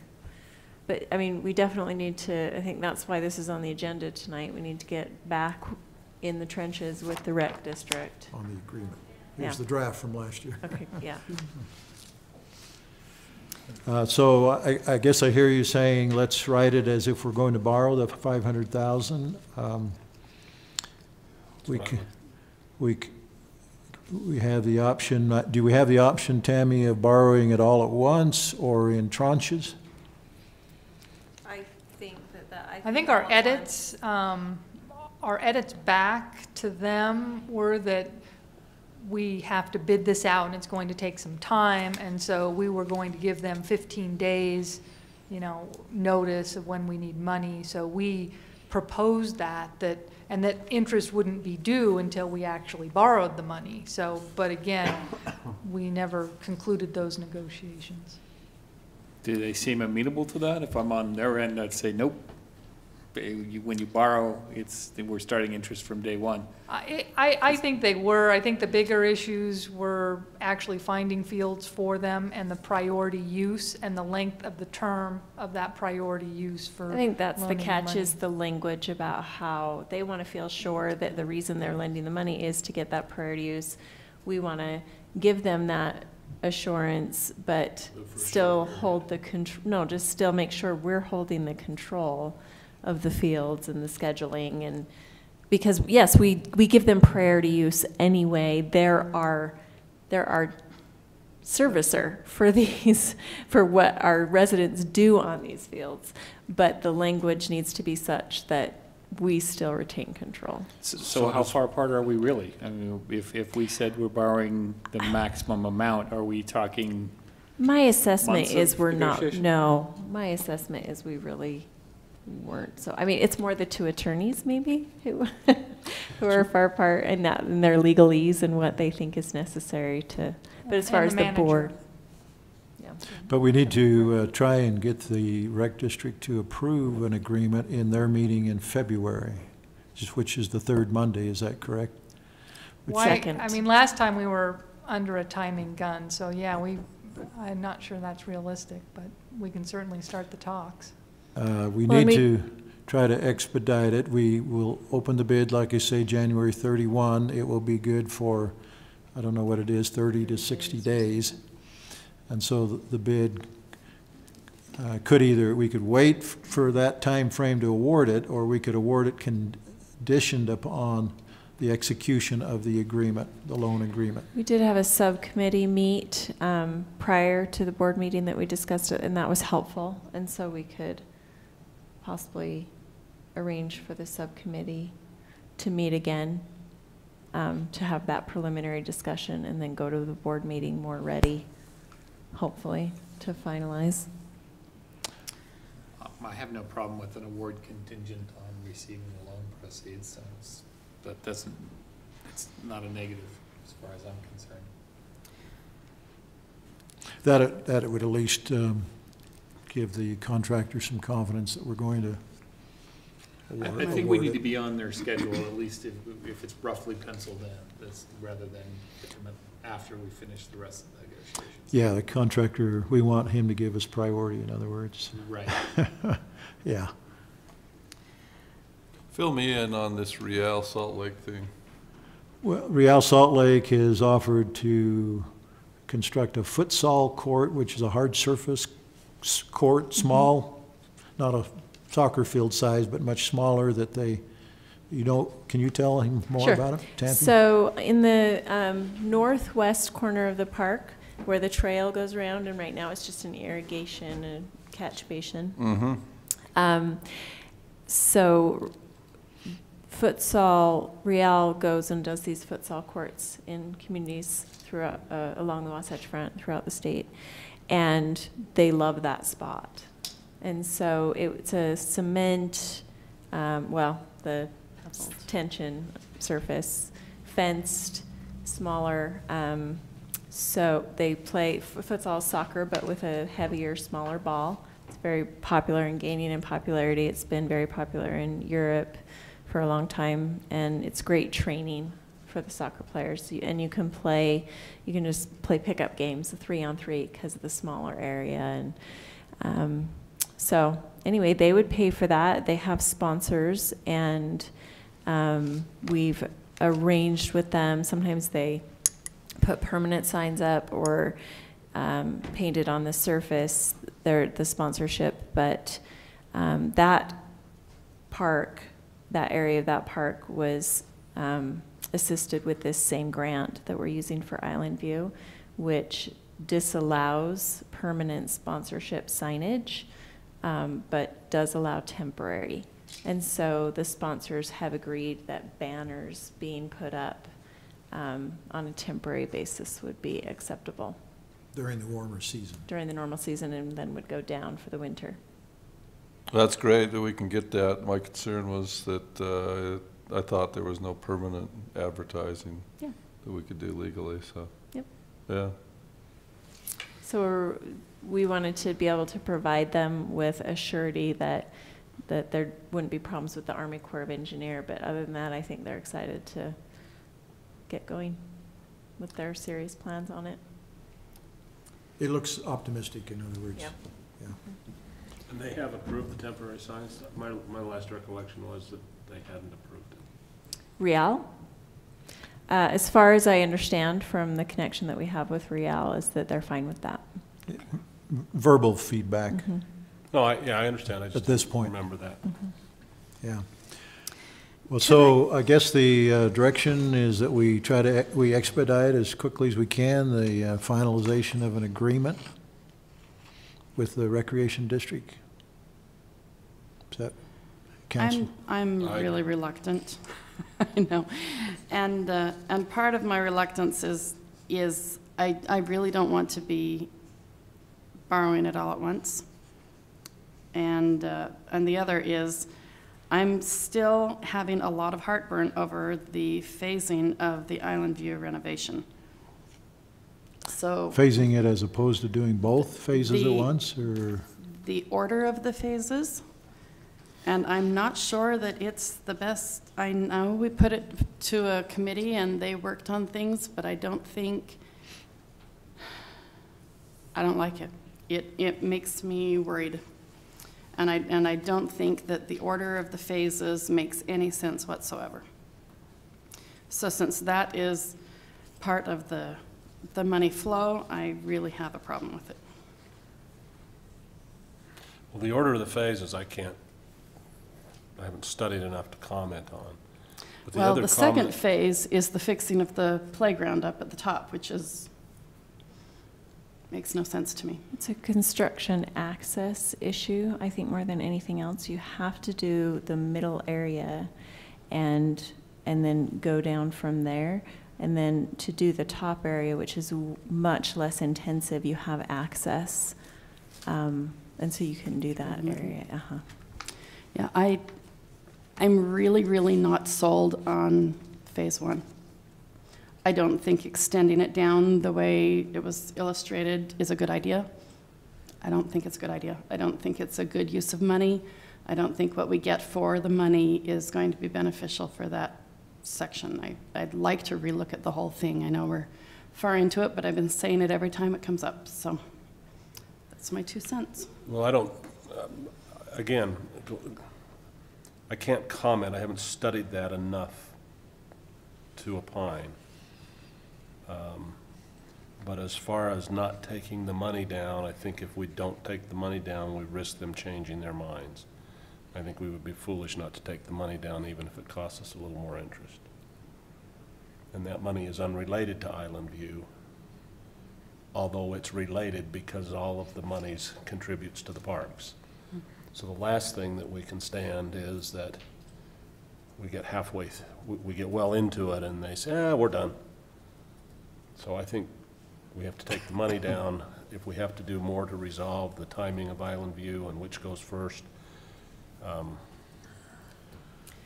we can look at it. Speaking of taking money that people want to offer us, I think we've had this discussion so that we could submit a grant application, and we're going to receive that grant application based on the conceptual plan as submitted. And that's $677,000 so that we can have a $1.3 million improvement in our city. And it has been submitted to the federal government. I know. Well, And I said at the time, I don't like it. I don't think it's a good idea. So I'm just being consistent. I'm in agreement with Bill that we should regard them as 2 separate issues. The difference on Island View is even though these grants are moving forward in the application process, we have not taken the king shilling. It's still on the barrelhead. We're not out to sea with Island View Park. We are committed in Community Park, and I think we need to finish that effort. If we did get to Island View Park and for whatever reason it financially does not make sense, wrap taxes collapse, some other unforeseen, when we actually have to make our final commitment on that as far as an expenditure, I'm okay if that moves a little forward into the future. But I agree with Bill that if we don't do a drawdown and signal the intent to execute against the full amount, the negotiations are going to become less valuable to the rec district because they're going to see a decrease in commitment on our end. Sure. So I would like to handle them as 2 separate items that way. I think we should. Yeah. And as far as Island View is concerned, if we shuffle what those phases are, does that invalidate the grant? Yes. Yeah. And if we don't move that retaining wall and move the whole thing down to 7th East, yeah, that messes up too, as I understand it. But we haven't put a spade in the earth on that one, so I'm okay. I don't think it changes my opinion on the Yeah, other one. I don't think it No. changes it for tonight's discussion. But what it probably says is that we need to have some serious discussions in a work meeting and other issues on Island View sooner rather than later to get Stephanie past the issue and to know where we are. Well, I'm not sure what We've else had one. to do. We've We've had one, sessions with and the council. it didn't and- fix it for So we me. need to take you out back So- and beat you up. Probably. I mean, it just, you agree to disagree, I That's the guess. other council. Because we've come down a long road on it, and we're Yeah. at this point with the submittal of it's already been submitted. Now, you don't have to accept it, but But if we don't accept it, we never get another one. that's right. I think that's what we were told by the state rep, yeah. You can cross off That would be an any, interesting story to tell the constituents, I think. Yes, Yeah, damned but, if you do, damned if you don't. well, never mind, it's not worth talking about. Okay. well, okay, so that I know how to proceed, staff knows how to proceed, we'll work on an agreement for borrowing the $500,000 and get it finalized and brought to you as soon as we can. Any questions or comments about that? Okay.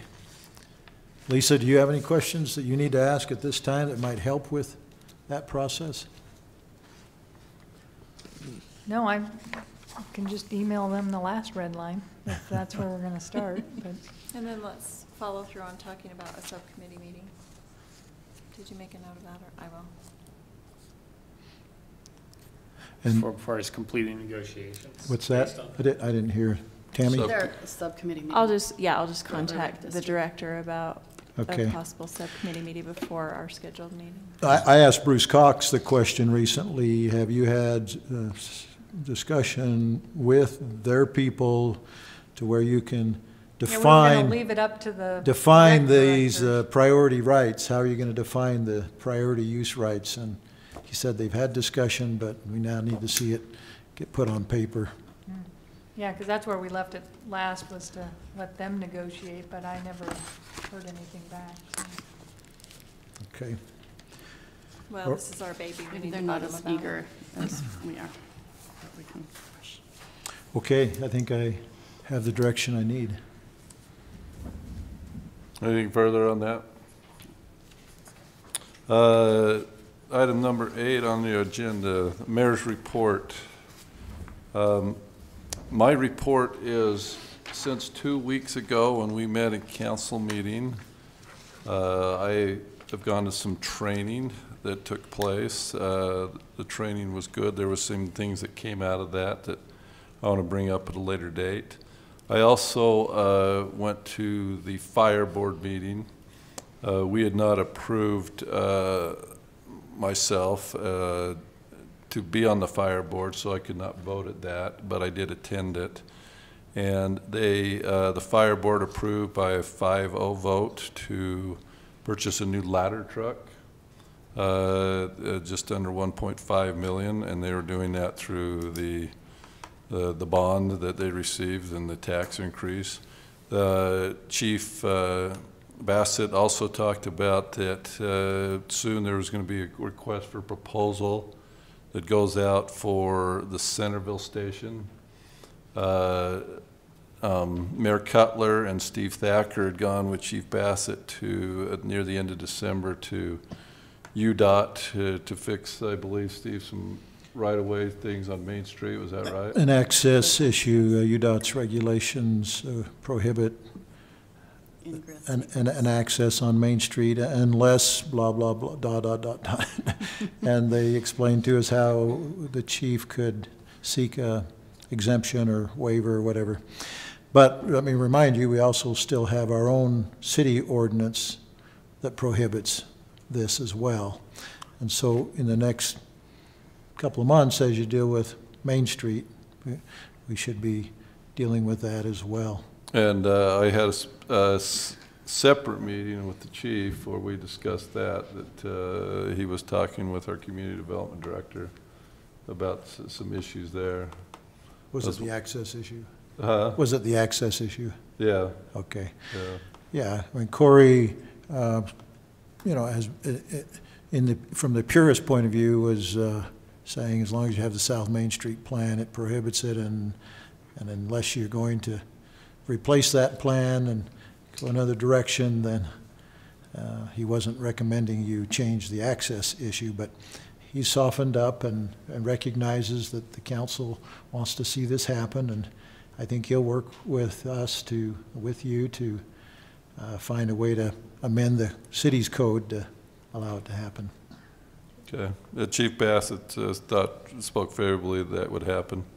And then the other thing, I am over the next 3 days meeting with each of the departments, the Public Works, the administration, the Parks and Rec, just to sit down and just kind of get a feel, meet them, get a feel of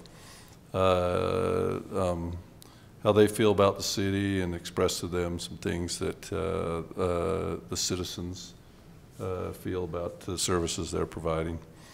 So that's my report. There's be more about later on about the appointments board and committee, but that's my report. So, Councilman McEwen, item 9. Did you get the message that you were going to report tonight? I did. Unfortunately, on the Utopia slides, I'm so accustomed to having those presented with the UIA, and the mayor's always throwing those into the packet, so I'm sorry I do not have the financials as part of the packet, but they follow the same trend. Did they send them out? They send them to the board members. Well, I usually get them. Did they send you the most recent one? I have not seen a recent copy, Okay. so that's why you don't have the paper. Yeah. I don't have the latest copy. Yeah. In terms of the Mosquito Abatement District, just to let you know, we have an absolutely amazing district manager. I've participated in a lot of boards and budgets over the years in different capacities, and that is by far the most well-run board I've ever been on in terms of the financial controls, use of proceeds, creative thinking. There is not a meeting that doesn't go by that we aren't talking about the resale of an asset to maintain funds and to keep a rolling stock, creative things that the district's doing to lower its insurance costs. Every time I go to the board meetings, it's definitely positive. And Gary Hatch, who is the district manager, happens to live in Centerville. So if you're complaining about the mosquitoes in Centerville, he's well aware of the mosquitoes in Centerville. The rate you're seeing when you're outside slapping mosquitoes, that actually is a 90% kill. So that's what's left over. And the financial commitment to get to 100% it's impractical. Plus the EPA would never let us get to that point anyway. As you may have noticed, there was a truth in taxation hearing that went out relative to the change in levy for the Mosquito Abatement District. The use of proceeds on that were reviewed by the board, and we felt it was very appropriate. Number one, it's the same issue that essential services are suffering everywhere, in that in a great economy, essential services don't pay the same as private sector. So the cost of biker squads in the summer to go out and put in the mosquito pellets, the adulticide and larvicides into the various ponds, that cost has gone up. It's harder to attract people into that. So it's basically looking at $1 per hour raise during the summer for the summer employees, and that's the nighttime foggers and the biker brigades who go out and do the assessments. One of the other use of proceeds is one of the sombering things about sitting on this board is every month we talk about how many people have died from mosquito-borne illnesses. We have an actual metric that we look at for West Nile virus across the state and how many cases and across the nation, and it's never a number that's zero. There's always somebody who has died from West Nile virus. In South Davis or in the state of Utah? In the state of Utah, there's always a couple deaths every year from it. What we deal with a lot in Davis County is what's referred to as a positive pool. So they'll go and they'll sample the pool for West Nile, and they'll take the mosquitoes and they'll send them off to the state lab to be pulverized, and then they run a test to see if there's RNA in them, and if the West Nile virus RNA is there, it's a positive pool. Then they go out and they respray that area and the surrounding areas to kind of blanket that and try and to lower that mosquito population. The board has approved the purchase of equipment to outfit a lab in Davis County in our Mosquito Abatement District building, and this last meeting we've approved the hiring of a technician. The problem we run into is if you collect samples on a Monday, Tuesday timeframe, you get them to the state lab, you're programming the areas that you're trying to spray for the weekends. That's being programmed Thursday, Friday, Saturday. By the time you have your results back from the state lab to get into the next programming cycle, you've lost a week. So from the time we have a positive pool to the time it's actually being treated, it's from my perspective an unacceptable delay, and the board was in complete agreement with the district's position that we need to improve that turnaround time, because with a lab on site, we can do those tests and actually program inside the same week. So if a pool is sampled on Monday, it can be treated in the same week if it's proven out to be positive. So the district is going through the process right now of acquiring the equipment, hiring for the lab technician. We have one more approval to go through with them with an equipment purchase, which is a robot that can pick up the samples and do the pipettes automatically, so we can do more sampling inside the county. That will be approved next month. I don't anticipate anything not happening with that, because we see that that's an important part of it to keep our accuracy up. The state lab will work with the Mosquito Abatement District to certify that lab, and I would anticipate midsummer. Well, really, we're going to try sampling early, but I would anticipate the lab will be in full operation this summer. So that's a fantastic addition to the Mosquito Abatement District. Other things that are of note is the district is going through its FAA licensing procedure for drone flying.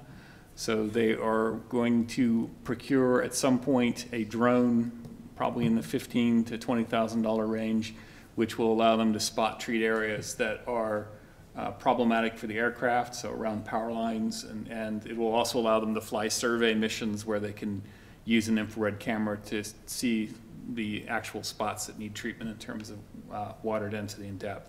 So that's coming up. That's fairly innovative. You look at how much we pay for an aircraft to be hangared. We have a hangar that the district owns in conjunction with Salt Lake, and they're looking at 10 years down the road. It's conceivable that you could potentially replace most of the plane hours with drone hours, which would require lesser skill, more accuracy, and lower costs. So they're all good things. You know, just as as a board member, we have constant training. We hear about the big ones, Zika. Everyone's heard of Zika. Zika actually isn't a problem in Utah. We don't have a mosquito variety that can carry Zika at this point, but it's because of the microencephalitis, it gets a lot of press.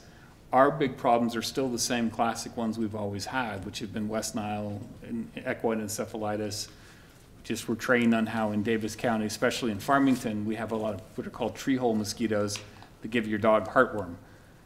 They will bite people when they have to, but they like to bite the dogs first. So if you're ever really interested, I can give you the full rundown. There's quite a bit of material that goes with it, but we are in a very well-run situation as far as the district goes. I'm very pleased with the performance of it, and the increase in the tax levy will be used for purposes that are only going to improve the safety of the public. So I think it's a great thing.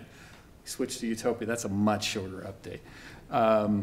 In contrast to what I'm seeing in the district, I have the same concerns I've always had with Utopia, which is that 3 cities run the table, and the other cities are there to participate because there's a legal obligation as a board member. When it comes to Utopia, we will still be in the same revenue position we are now. As you always see the graphs, they're combined with UIA revenue, and they show an incremental increase. The incremental increase inside Utopia is not going to cover its debts.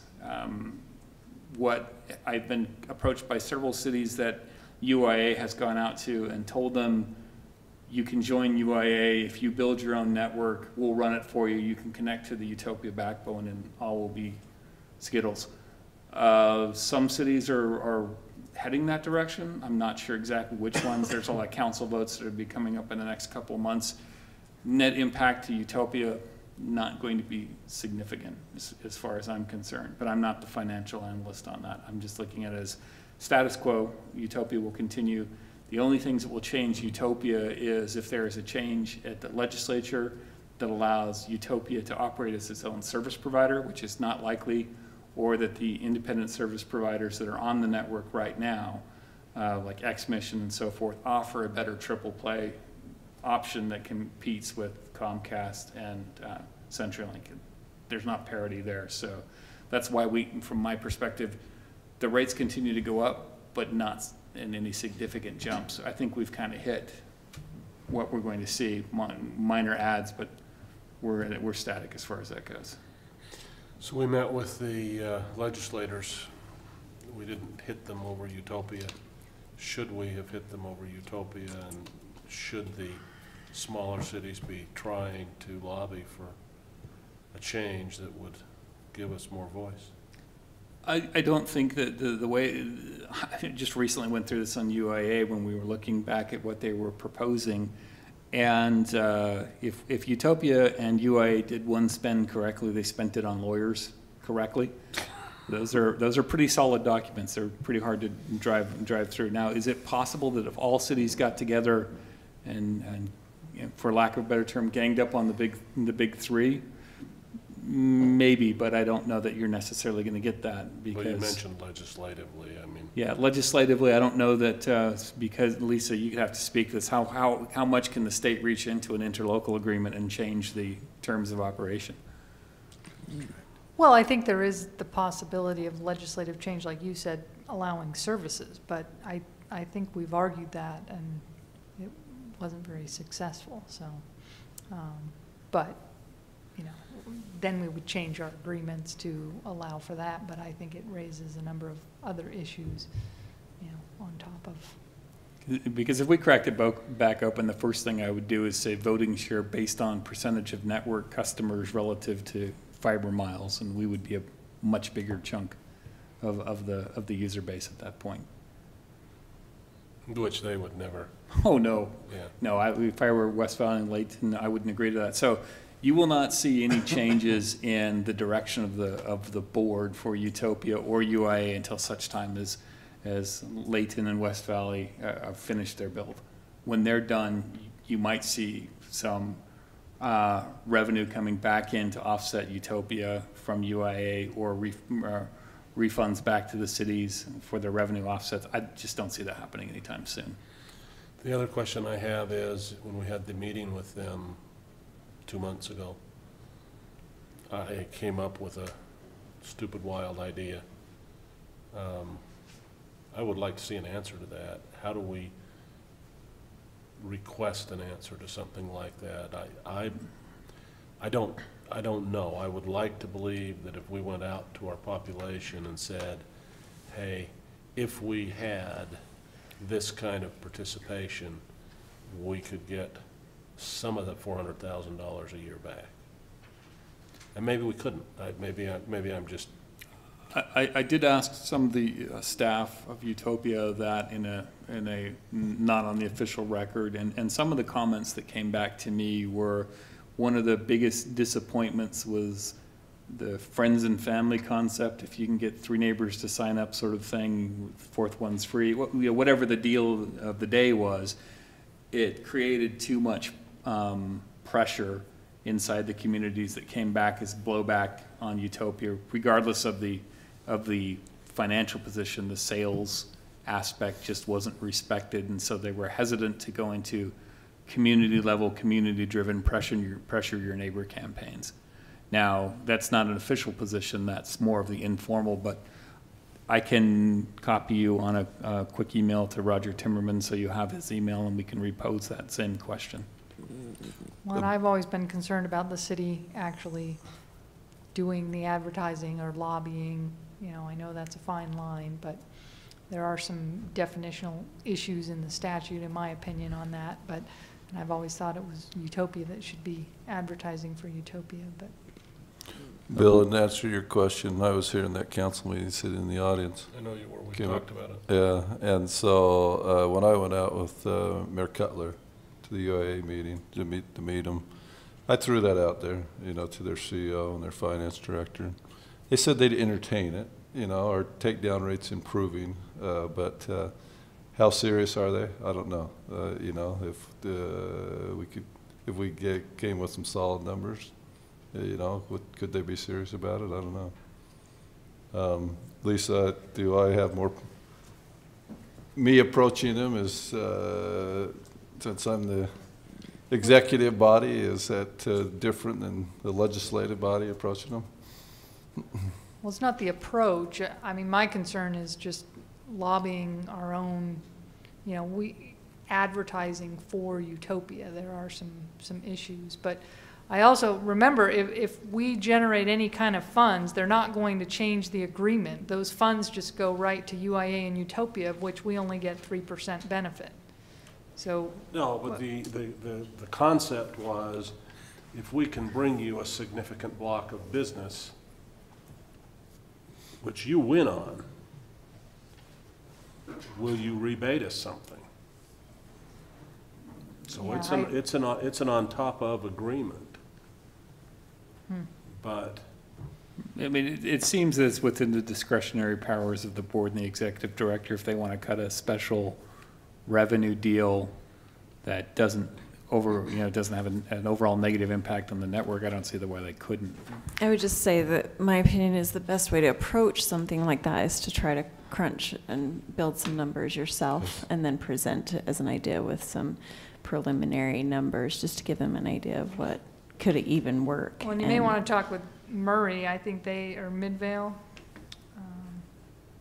maybe it was Murray. They tried to do some things themselves as well. I'd like to know how that went for them.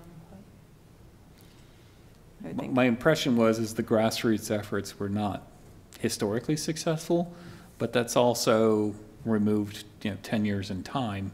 Mm-hmm. There's a potential it could have changed as Roger Timmerman makes as part of his base case, is the use case of the internet is now streaming. Everyone needs it. Everyone wants it faster. So maybe the objection is different.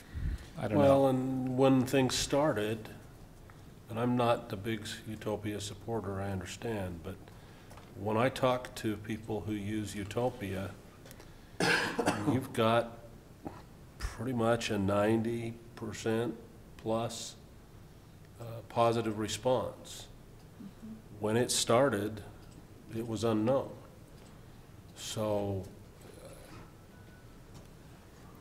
we just did a tax increase.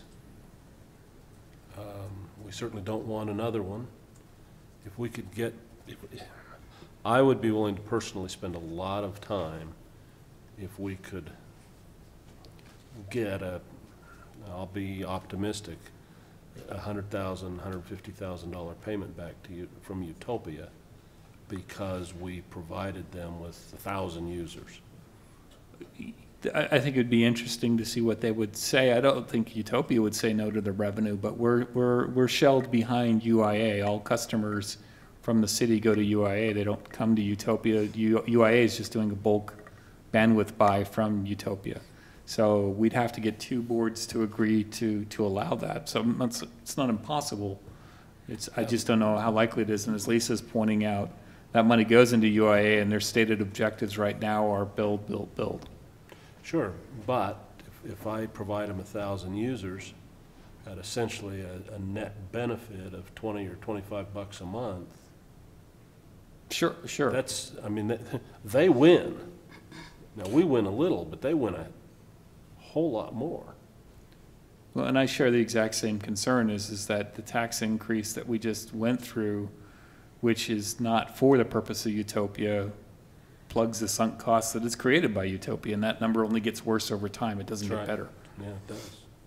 I think we've warmed them up to the idea, and I think what Tammy says, they're the ones I talk to, they're financial people. So you get it on paper, and see how win-win benefit. Then we'll have more of a position to talk. If it's possible at all. Yeah. Are you more George? Unless there's any other questions, that was a longer update than I intended, but. Okay. City manager's report. Thank you, Mayor. First, let me correct something that's in my memo related to the work session. And it must have been because I was drafting it on Thursday morning when I was trying to get out of here for a wedding. But I actually made a wrong statement. I just realized tonight on the second page with the paragraph I was talking about the 50-50 formula. And I make this statement: Centerville City actually receives less sales tax from the current formula than we would receive if it was strictly based on population. I should have said, than we would receive if it were strictly based on point of sale. So I just want to... That was on your letter to them as well, too. I didn't give this to them. Okay. Yeah, so... When I was discussing with the representatives, I didn't bring that up because I thought that must be a typo. Yeah, it's point of sale. If we were receiving everything based on point of sale, we would receive about $500,000 more per year than we are receiving now on the 50-50 basis. If it was strictly on population, we'd receive even less than we're getting now. And if you go to some other formula that takes in number of jobs and the number of people that you bring into your community during the daytime, for example, which is one of the factors that has been talked about in the past legislative sessions, we'd probably lose out on that. We'd be doing worse than the 50-50 formula. And I don't see us ever going back to point of sale. There's just too much force against that. Anyway, that's my confession. So didn't want to leave that misimpression with you. You're excused because it was a wedding for your... That's right. Okay. I didn't prove it. That was important. And didn't prove it carefully. Wasatch Choice Vision Workshop. I included an email in the packet on that. It's being held here for our region, which is the south part of Davis County. They're having these throughout along the Wasatch Front. There's been workshops before to which city officials have been invited as they've been developing the vision. Now this is a chance for city officials to react to the draft vision, if you will. And it pertains to transportation, economic growth, and land use. I would recommend that at least some of you, if not all of you, recommend that all of you attend if you can. It's 2 hours from 4 to 6 p.m. on February 7th right here in this room. I think there's I can't remember, was there RSVP? I'm not sure. But I don't see it on this memo, but... Okay, so maybe you just... Also, tied to that, I'm not sure if it's too late to have people register, but on January 23rd from 8:30 to 3 at the Salt Palace Convention Center, there's the... That's where they're unveiling the vision for the whole thing, and then they're going to these workshops to bring it down to local level for people to gather and comment on. Mackenzie sent an email out to all of us about 4:30 today. Those that could go to the meeting you're talking about, Tammy, needed to respond to her by tomorrow. Okay, I hadn't seen that yet. Yeah. But I think your opportunity to comment, it will come in this regional meeting. Yeah. The 23rd, I think, is a public... it is. I've attended them before. Unveiling, if you will, or making it, getting it out there, and then they'll start this series of workshops, regional workshops. Rescheduling the work session that was going to be tomorrow night. Let me throw out some dates. We have to wait till February because a couple of you are going to be gone, January 23rd through February 1st. The first opportunity would be Wednesday, February 7th, but that's the same evening as this other matter I just mentioned, between 4 and 6 p.m. So I wouldn't recommend that. The next one, and this is the one I would recommend if it works for not only you but the Planning Commission, would be Tuesday, February 13th. And then a second choice might be a Wednesday, February 21st. That's a COG meeting night though, Mayor, so you would probably want to start it a little later, like 6:30 if that night. And then another option would be February 27th, but that's putting it out there quite a ways, and I would rather see you getting back to that subject of South Main Street sooner rather than later. So I'm recommending February 13, that we try that on the Planning Commission. I can send an email out to them. Does that look good for the council? So is that like 5 to 7? We are having the planning commission meeting that night because the Wednesday is Oh, you are? Valentine's Day. Oh, I didn't know But we that. could do it before the planning commission meeting. Mm, Is that going to make the night too long for the planning commission? Possibly. Welcome to life serving the city. I don't I want it didn't to be a realize- share the pain sort of situation. You know, we were trying to pick a night when it wasn't on a night of a regular council meeting or planning commission meeting so that you could deal with it fully, or at least not fully, but you wouldn't be pressed by a regular meeting. I think you'll have trouble getting some people here at 5 o'clock. So I guess in light of that, I would suggest then Wednesday, the 21st at 6:30. The COG meeting usually runs from 5 to 6. Give Mayor time to get back here, like we had for tomorrow night. That's on the evening of a COG meeting. Or we could go, what else could we do? I don't know what else to suggest. If you feel we need to try and do it sooner, then somebody's got to suggest another night. 21st is workable on my schedule at this point. 13th is also workable, but I'm worried about the share the pain. I could have Corey get a reaction from the planning commissioners. Can we get the groan recorded? But we'd want to get a commitment that they'd show up at 5 o'clock. I can do the 13th or the 21st. I can too. So either night's okay with the council? I prefer the 21st just because I like the idea of having a little more open window of time, but. Yeah, sure. Okay, You're right, that's never been a hard stop discussion. right. We can tie it off in 2 hours. Yeah. Okay, the only other thing I have is just again to ask if any of you are planning to go to Local Officials Day. We need to get you registered. Tammy has said she can't go after all, and I didn't hear from any of the rest of you that I'm you were out. going. I can't. I'm out of town. In that case, I'd love to go, but I'm you're out of town. So I will sign myself up so that at least I can be there with the youth council.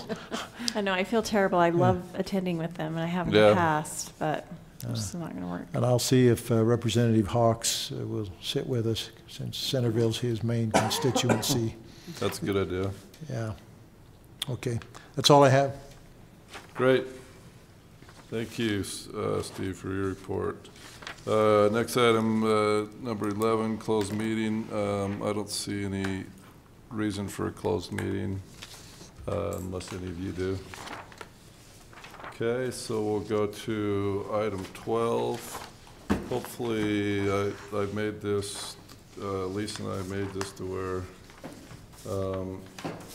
you looked at it in advance. This is on appointments to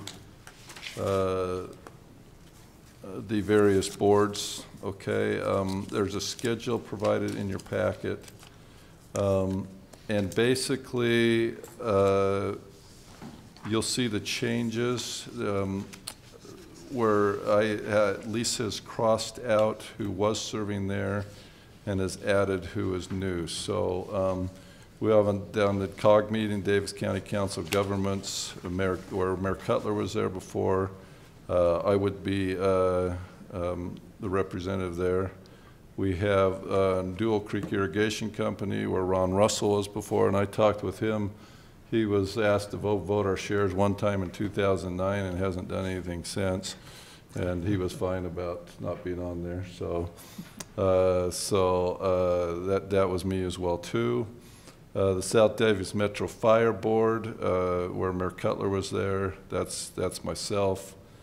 The UIA, where Mayor Cutler was there, that is myself. The Wasatch Integrated West Management District Board, I finally reached John Higginson today about 3 o'clock. And that is one, I talked with Mayor Cutler about that as well too. That is one where a lot of mayors serve on that, but it's probably 50-50. So I'm feeling that I'm fine not serving on it, but that would be a situation that John would be happy to stay unless one of you would like to serve. I had a request that what is the time commitment on that? I talked with John and he said basically it's twice a month. They meet on Wednesdays, once a month at 5 o'clock for a couple of hours with the board. And then they have a separate committee meeting about 10 times a year on Tuesdays at 7 a.m. They're divided into committees, aren't they, the Yes. board? And so they have a monthly Yes. meeting as well, each committee. So I had in mind, like I say, I went through and looked at y'all are liaisons or chair 2 or 3 committees. So y'all expressed to me as I met with you individually that you enjoy your committees. I've seen tonight that the progress that y'all make on your committees. I could see with Whittaker, Stephanie, what you've done with. I just am there. I don't know that I'm the progress. That's Lisa and the board And George, you with Utopia and the other, and of course Bill with all our emergency preparedness. And we heard from Tammy tonight. She's got her finger on the South Davis Recreation District. So I'm thrilled at how well you're each taking care of your position. So I guess I would say, and John was very diplomatic. He said, I'll continue to serve on it, Mayor, unless you would like to have somebody else serve on it. And so that's the time commitment. So I don't think we're going to fill that tonight unless, you know, Well, we've got it lined in there that we're filling it with the Yeah. current exhibit. And if I could just add to that, I have reviewed some of the statutes on reappointing board members. So each of these districts for these outside agencies, they have their own statutory framework, whether they're a local district, a special service area, special service district, there's different statutes for each one. But on the Wasatch Integrated Waste Management Board, and I did talk to them about this as well, that under the statutes, if you want to appoint someone that is not an elected official, the mayor or a council member, there is a statutory procedure for noticing that. Doesn't mean we can't. We just have to notice it and publish it in the newspaper, and then let people apply, some noticing requirements there. And I had talked with about, you know, whether if we just reappoint the same person, do we have to go through that? But I did find this afternoon, and Steve, I haven't even updated you on this, but they did amend, because as I read the section, it's pretty clear to me, even if you're reappointing someone, you have to go through those noticing procedures if they're not an elected official. And I did find an amendment that occurred in the 2017 legislative session to that exact 5B, where it was a little vague whether you had to start over if you were just reappointing somebody that was already in that position. But it's my opinion that even if you are appointing, because it says once that member's term is expired, it's considered vacant. And then after following the appointment procedure established in this section, then the appointing authority, which is you, can either reappoint the incumbent or appoint a new member. And then there's one provision at the very end that says, notwithstanding the foregoing, if you appoint the mayor or city council member, you don't have to do any of that noticing. So let me ask a question about that. So Robin's not here to defend herself. So if she were suddenly appointed to this and her term ends in 2020, what happens? They continue even though they're not an elected official? And Robin, if you're listening, no, I didn't mean that. You're not here. Yeah, that's an interesting question. So the Wasatch Integrated Waste, it is a 4-year term by statute.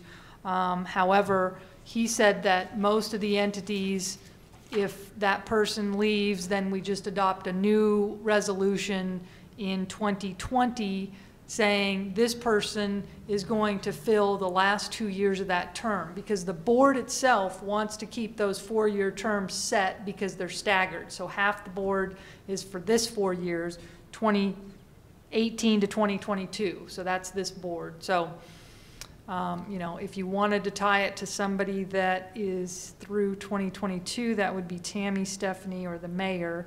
But you could also appoint somebody with a 2020 term, and then we would just have to reappoint somebody for the remaining 2 years. So when John was appointed, he just extended out? Well, in my opinion, this amendment to the statute did not occur until 2017, and so, yes, he just, plus he was already appointed to fill that term, so there's also that, it's a good question. Yeah, if you were already appointed for that term, in my opinion, you can finish that term. Yeah, John had told me, yeah, he'd been in 2 years, he didn't win re-election, and the mayor asked him to stay on, and they said they checked it out, and it was okay. Right, because it was a 4-year term that he was appointed to. Yes. But now that the term has expired and we need to reappoint, you can either go through the noticing, which we're happy to do, and reappoint John Higginson, or if you don't want to do the noticing, or one of you would like to do it, that's another option. No, I guess I misheard you. I thought you said the 2017 amendment said unless it's the incumbent? No, unless it's an elected official. Right, unless it's an elected official. Oh, Yeah, they changed the modifier. You know, it used to say after following the appointment procedures in this section. That used to modify, that was at the very end of the sentence, so you could argue that it just modified appoint a new member after following the new procedures, but you could still argue the reappointment didn't have to do those. Well, now they took that sentence and put it, it's considered vacant and comma, after following the appointment procedures in this section, you can either reappoint the incumbent or appoint a new member. oh, okay. After And in my following the opinion, they're making procedures. it very clear that Okay. once the 4-year Yeah. term ends, you either provide this notice if they're not an elected official, or the notwithstanding, if it's an elected official or the mayor, you do not have to provide that noticing. Well, I can understand the reasoning behind that. I personally think, I don't know about you guys, but I feel like I attend a lot of meetings, and if someone else has been there and knows the ins and outs and is willing to do that, I'm happy for us to go through the noticing process. Something else I was just going to mention is when we do this again in the future, I think what would be really helpful is for each committee listed that the date and time, the day and time of the meetings were listed, because we might all look at this and say, yeah, sure, Mayor, juggle me around, but have no idea whether or not we can commit to those, to those meeting days and times. So could we add that in? And then Mayor had sent out an email to us. Maybe we all could just reply to that via email, so we have that information in writing now, and then it could get plugged into the spreadsheet as well. Does that sound all right? Yeah, I'd sent that email out just yesterday. Trying to figure out when you guys meet, what your timeframes are. Yeah. So your commitment. And where's the site of their meeting? Did he tell you where they actually meet physically?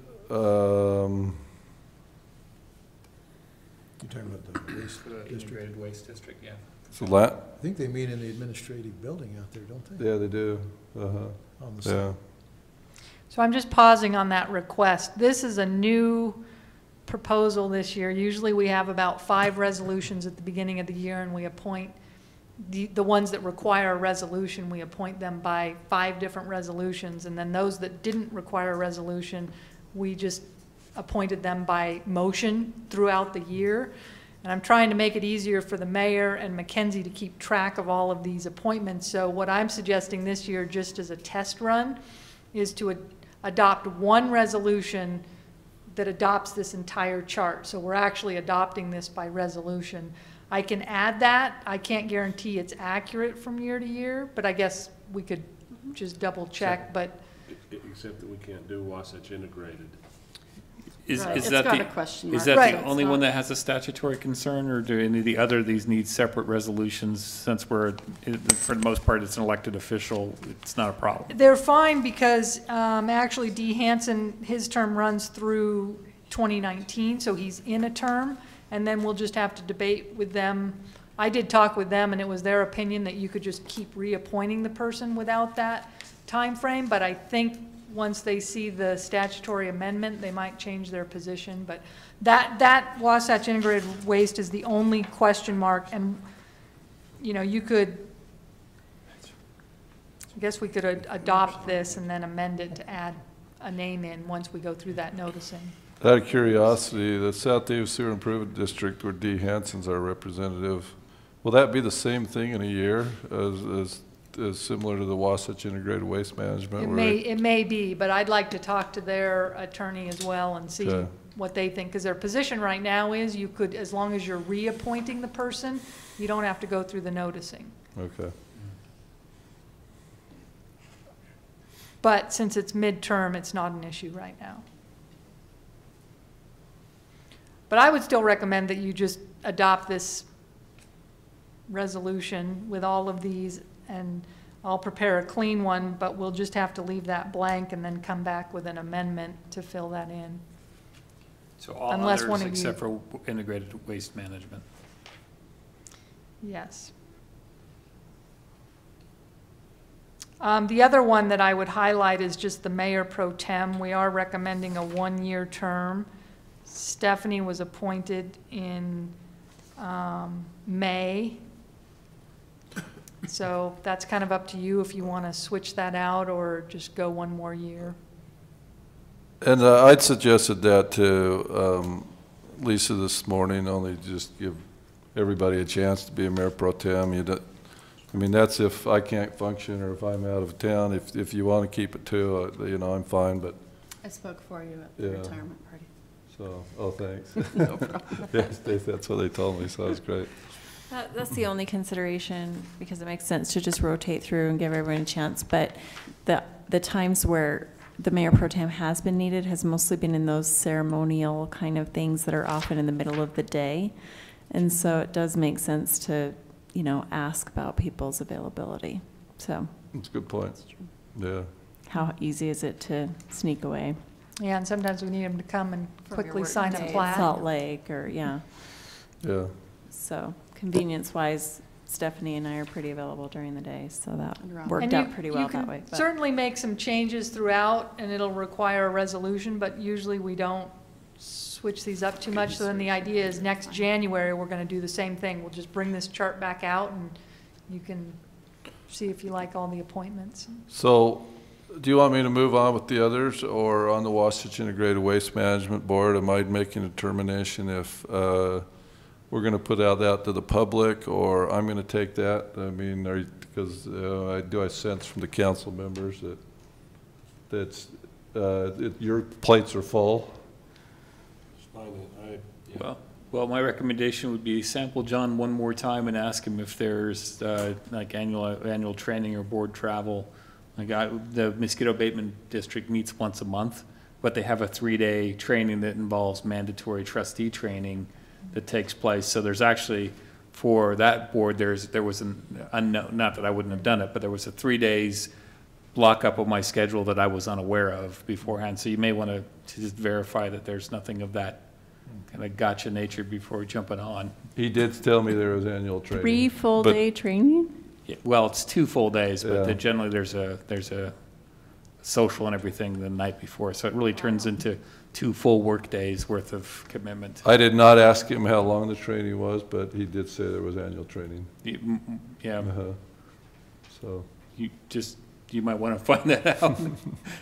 I'm okay leaving it vacant for, unless there's any administrative decisions that they need made, so you have an opportunity to check on that. Well, under the statute and the appointing resolution, John Higginson can stay in that position until a qualified person is appointed. So that's actually how we would do it. Okay, Just so leave then it status we're quo not- until we appoint her. We're not exposed with no representation. Yeah, so maybe that's what we could do. But I'll just note, it expired, but he is in there technically.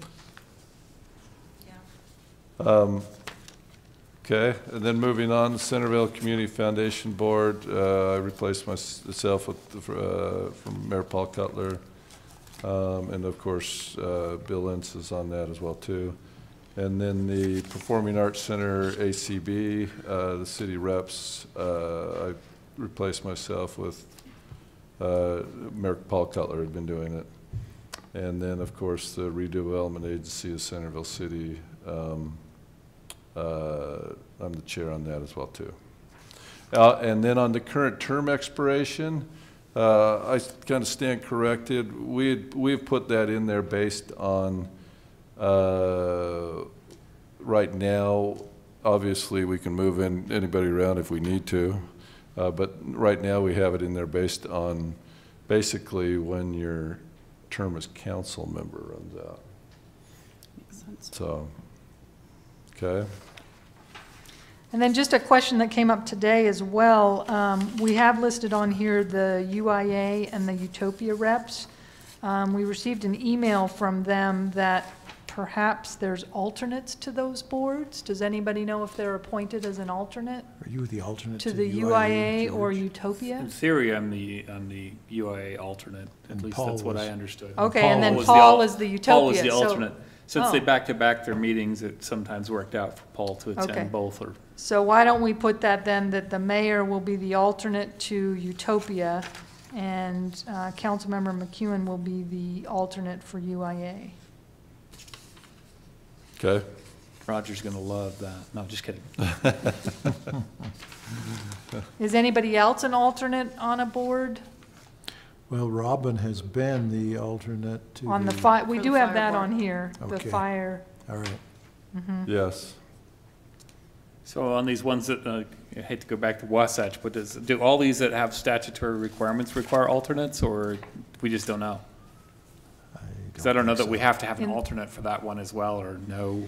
Not that I know of, but we're just going on the list that we have, so.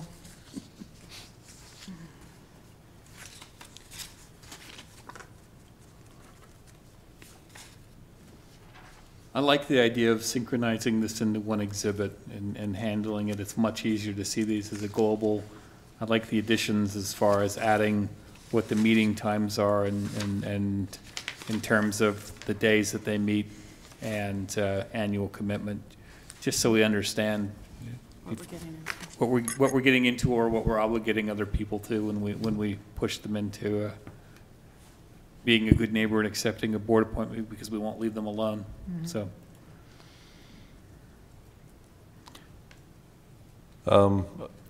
Okay, so do we stand then, Lisa, where I had you write this up as a resolution, where you're going to amend that resolution before we can do a motion and a second on it, or can?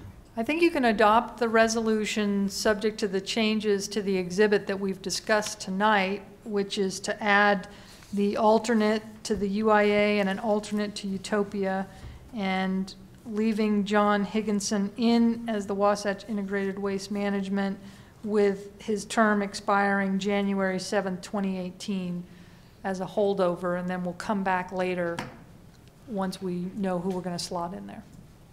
Awesome. So I'll take a stab at that motion then. Motion to adopt resolution 2018-08 with Exhibit A specifying appointments by that said resolution in the comments field, leaving the Wasatch Integrated Management Waste District Board Representative John Higginson with a term expiration of 1/7/2018, and all of their terms as specified in the exhibit, with the addition of the UIA alternate of Councilman McEwen and the Utopia alternate of Mayor Wilkinson. Second. Okay, we have a motion and a second. Councilwoman Ivy? Aye. Aye. Aye. Aye. Okay, passes 4-0. And then one other thing I will add, there are a couple of committee spots that we have holdover that I'll have names for in 2 or 3 weeks. On the planning committee, I did personally speak with Dave Hershey, and he was open to staying on, and we've already determined that he can be on it, but he was wanting me to find a replacement, but he said, I'll do 6 months, or I'll do up to a year, but I don't want to twist his arm too far if he's ready to move on, but so I'm working on that as well as a couple other committee members, so. Okay, item 13. Is everybody good to move into Marcus for the financial reports? Come on over here, Marcus, in case we need to have you point to something up on there. I like this night better anyway, that microphone falls over. You got fireworks, Marcus, to make this really exciting? Yeah, we're gonna Okay. get this. All righty. This is gonna be good stuff. Okay, we've got it right here, so we'll jump right into it. We've got the cash position. This is kind of our first attempt at showing some history on the cash position, so if we want to show more detail, let me know, but this is just showing since we started kind of the cash position in each of the funds over the last 10 months, and we'll keep adding to that. What I noticed when I look here, I mean, the general fund, the cash went way up, and that's due to most of the property tax coming in December. The other thing I noticed is the transportation fund, the cash went way up in that one as well. And a big part of that, there's about $400,000 that's budgeted to be transferred from the general fund to the transportation fund, and we made 50% of that transfer just because the general fund had the cash to do it. And so we started to make that transfer over to the transportation fund. The drainage fund also went up, and part of that is due to the water fund had the cash to pay off the loan that it had to the drainage fund. So we got rid of that due from between those two funds. Any questions about that schedule before we move on to the next one? Okay, we'll go. I like it in this format. Okay, I think it's good to see that. Okay. history. No, that's good to know. So if we go to the next one, this shows, I mean, still the cash position at the end of December in each fund, but then it shows the restricted cash. So the general fund does have the cash that covers all the restricted funds. The RDA is a little bit short, quite a bit short, about 150,000 short to cover the theater reserve fund. Not too worried about it because all the RDA money comes in March with the property tax.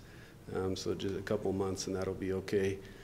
The RAP tax fund has loaned, you can see on the due to from column, the RAP tax fund has loaned $116,000 to the park fund, where the park projects we're going to pay the expenses out of that park fund, and then the impact fee money will pay that back over time. But for now, the RAP tax fund has loaned that to the park fund. We keep going down. I mean, the water fund's completely paid the drainage fund back, so that's gone. There is a small due from between the sanitation fund, where the sanitation fund owes the drainage fund about $25,000. That's down, though, from the last What it fiscal was. year. Yeah. Yeah. I mean, the amount of the deficit is down. Right. Yeah. So things are looking good as far as the cash position and Yeah. the ability to cover all those restrictions. And so if we go into the summary, I mean, we're 50% of the year is over with, so that's what we're going to compare when we go through the revenues and expenses. In the general fund, I mean, line number 1 is the sum of line 2 through 9, so all those taxes combined equal what's in line 1. The property tax, you'll see it's at 89%. Most of it comes in December, but you're still going to see a good chunk in January, and that motor vehicle will keep coming throughout the year. So I think we're doing well on the property tax side.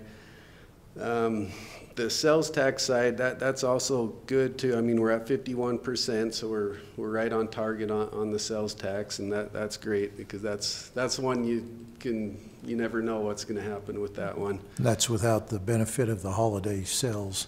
Oh, true. That's true. November and December sale receipts we will receive in January and February, end of January, end of February. Yeah, we'd budgeted for about a 4% increase for the full year. Right now, we're on track for about 7 to 7.5%, so we're ahead. That's good. Yeah, that's a good point. The property tax is 1 month behind. Everything from the counties, one month behind, but everything through the state is 2 months behind. So the sales tax, telecom tax, and those other ones. And then, I mean, franchise tax is looking fine. The only one that's a little low is the natural gas, but that'll, yeah, I guess it's been a warmer winter than normal, but I mean, it should start. Well, I don't think we've seen November and December yet. Yeah, there's a bit of a lag. Yeah, on it. they're just 1 month behind. Are on they? Franchise, because those don't they come directly from Questar, pays a check to the city, Could be, Questar. could be. So, So yeah, may not have seen December then. No, it's collected through the state tax commission. okay. So, yeah, there's a Okay. 2-month lag This on it. Yeah. Okay. So, I mean, we're overall, I mean, the revenue's at 55%, so we're looking good on the general fund side. Licenses and permits, are we just Oh, off? true. Yeah, that one is low. I mean, it's been low all year. And I mean, I guess the building probably slows Well- down in the fall to the winter and maybe picks up in the spring. Well, like I said earlier in the meeting, that we had no No impact homes fees in October, November, December, which means we had no building permits for new homes or residences in those 3 months. But we do have a number of commercial projects to be permitted. They've received your approval, but they haven't actually taken out permits in these months that are covered by this report. So I think it will come back up. We may not hit the budgeted amount, but I think it'll come back up Okay. in the next 6 months. Okay, and on to the expenditures in the general fund. I mean, overall, we're at 46%. There are a few departments that are slightly over budget, but nothing that's too concerning. I mean, the finance is at 51%, but that's better. I mean, because things are, like the audit was paid all up front for the prior year. I mean, there's certain upfront type things. I do have a prepaid set up for the liability, but I think that'll be fine. It'll smooth out. I mean, youth council's a little high, but that one's such a small, That's budget. because it's seasonal, so to speak. Certain activities occur. Right, okay. And the DARE program's slightly above 50, but I don't really think that's too much to worry about. And then the parks and the park and recreation are over 50, but I don't think there's a whole lot of concern with those ones either. Now, Marcus, we found just today, Jake and I discovered a mistake here we need to correct in this expenditure section. Okay, When we adopted the budget, the general fund revenues and expenditures were equal. And here you see the expenditures in the budget column exceeding the budgeted revenues by 119,000. And that caught my attention, and so I asked Jake to look into it. We've got two line item with budget amounts that weren't in the approved budget, and we need to get those out of there, and that would bring the budgeted total for expenditures. so they weren't in the approved No, budget? no, there's something on the inputting side. Yeah, unfortunately, nothing's been expensed to those lines. So Yeah. we'll just reverse it. Yeah. Just Oh, zero so them out. they They just were need to be appro- zeroed out. So they were approved in the budget? They were not approved in Oh, the in budget. Somehow they wound up in this document. So for example, in Okay. the big number is in the Public Works Administration line.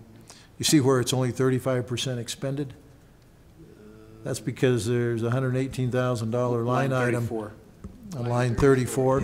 Yeah, I see that. That's So- because there's a $118,000 line item for capital capital equipment that improvement, wasn't supposed to be there. We don't have anything scheduled. Good catch. So we'll get these back in balance, these totals. Oh, I see, the capital equipment, there's 118. Yeah. For, Just zero I don't that know out. how that got in there, in the Okay. setting up of the budget And numbers. there's two in community development. I'll email you those. Okay. It's It's just just a $900. small amount in community development. okay, yeah, no, I'll talk to you tomorrow Okay, about that. yeah. All right, so any questions about the general fund revenues or expenses or cash? Is youth council so high because it's legislative day? Let me explain that one a little bit. Yeah, It's, okay. it's similar to the 4th of July where they have their own bank account. We're going to transfer that 7,000 into that bank account. That hasn't been done yet, so this will show up as a 100% in the next couple of months. We don't really record the expenditures here. What's happened here is we have recorded some of the expenditures and reimbursements from the general fund. That's what's going on there. So Jolene keeps a separate ledger for that bank account. So this will be zeroed out, this 5,000, whatever, will be zeroed out and be replaced with the even number of 7,000 To match the budget, to match the budget. at some point. Right, in the next couple of months, I think is what we're planning. Okay, yeah, if we go to the next page, we can look at the RDA, the summary on the RDA. I mean, there's not a whole lot of revenue, just the lease payment that comes in for the Performing Arts Center. But yeah, that should be here in March. Not a whole lot of expenditures in that fund in December. I mean, I guess about 30, well, transfers are the biggest part. Not a whole lot of activity in the recreation fund either. That'll pick up in the spring. And RAP tax fund, I mean, it's looking good, right on target on the revenue side. Most of the expenditures are actually transfers out, so there hasn't been a whole lot of, I mean, a few little things here and there. And not a whole lot of activity in the cemetery perpetual care fund either. But scanning through that page, I mean, any questions on any of those funds? We've got the detail on the, so we can look at any detail that we want to. Those are the page numbers on the right. Right. I've got the GL detail too, so we can even drill down further. All right, so if we go to the next page, the debt service fund, no activity in December. We've got the park fund, and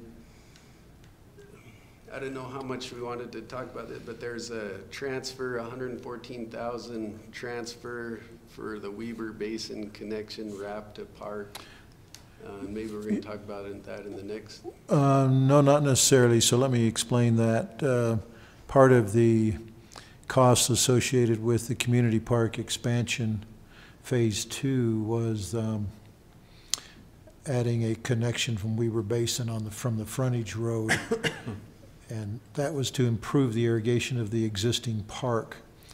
And so we felt like that could not be expensed over in the Impact fees. right, in the Parks Capital Improvement Fund, because you can't use impact fees on the existing facility. So that's why we assigned that amount there. And then there also is a $50,000 revenue that came in for the Tingy Pavilion Right. park contribution. Right.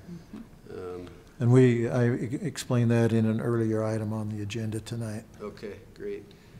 And the transportation fund, I mean, the revenue, I mean, it's looking good in that fund as well. The Prop 1 money's at 51%, the C Road money's 47%.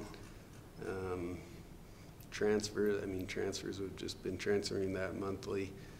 There's also been, what are those, contributions and. Those are from The private properties or developers who we allowed to participate in our annual contract.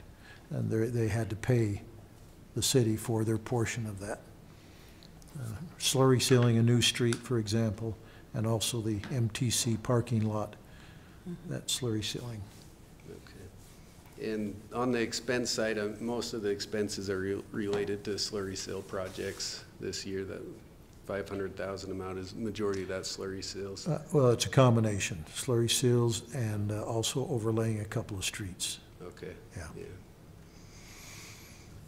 And then in the capital, or the Utopia Capital Projects Fund, I mean, the revenues just transfers, so it's always gonna hit that 50%, that whatever the monthly transfer is, and then the expenditure basically matches that.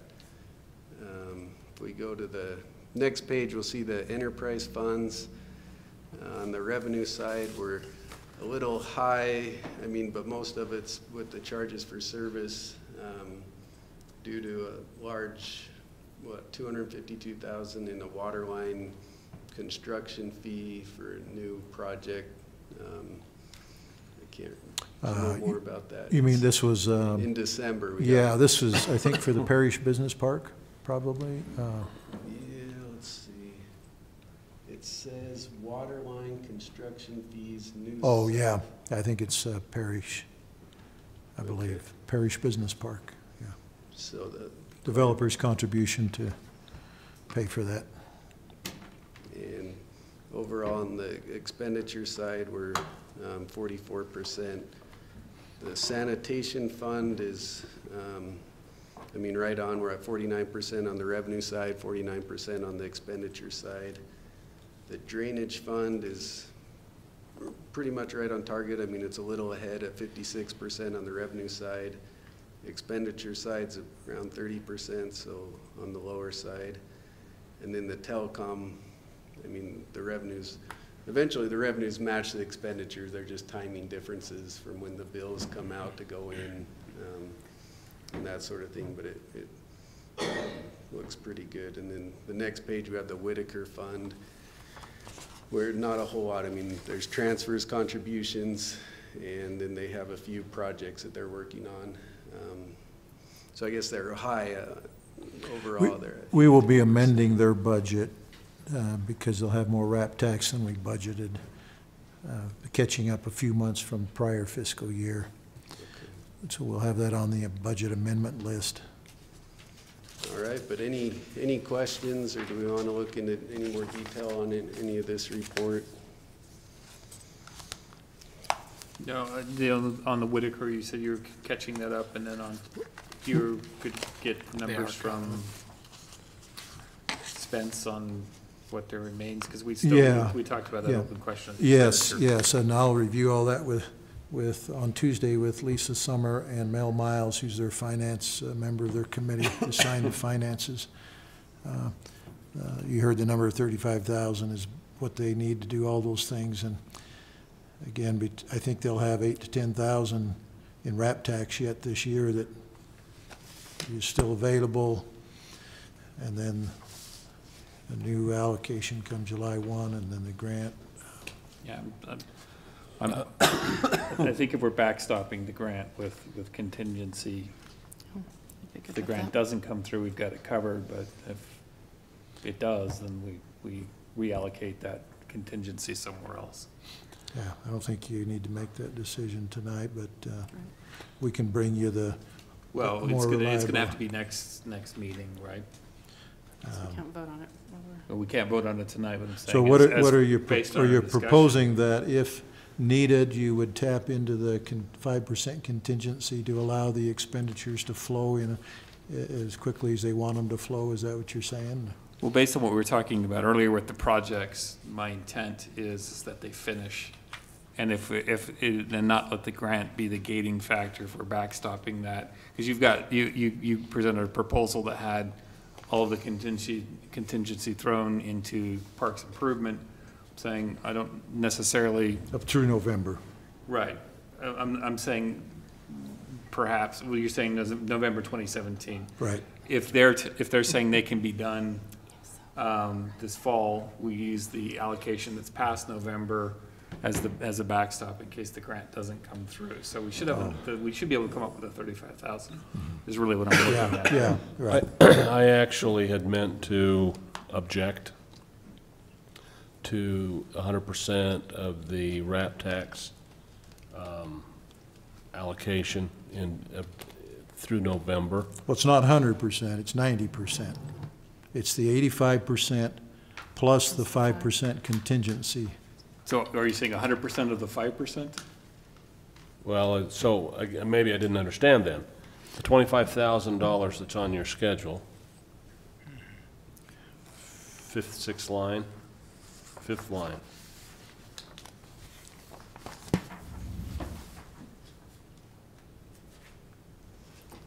Wait a minute. So it's this number here, 28,541 down at the asterisk. That's the amount of, that's what 5% of the RAP tax would be from the time we started receiving it through the November receipts.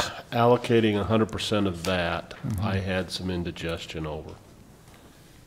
I would prefer to keep it to 50%, just so that we have some other options, those options being what George was just talking about.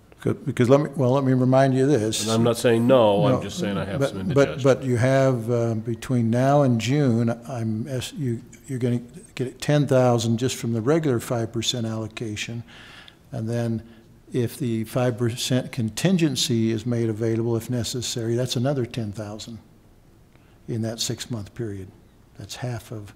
And then plus the grant money. Plus the grant money, plus come July 1, you have a new allocation, a new budget. I don't think the flow of money is going to be a problem here. Whereas the flow for the parks need, which was the point of this chart, is pretty tight. Yeah, but the 100% of that 28,000 versus half of that 28,000 isn't going to change the conclusion on the part. I would recommend that you have the museum folks work up their schedule of what they want to do, what their cost estimate is, and the timing of that in a reasonable manner. I mean, they could push it all, try to push it all within the next 6 months, but I think some of that stuff is maybe more important than others timing-wise.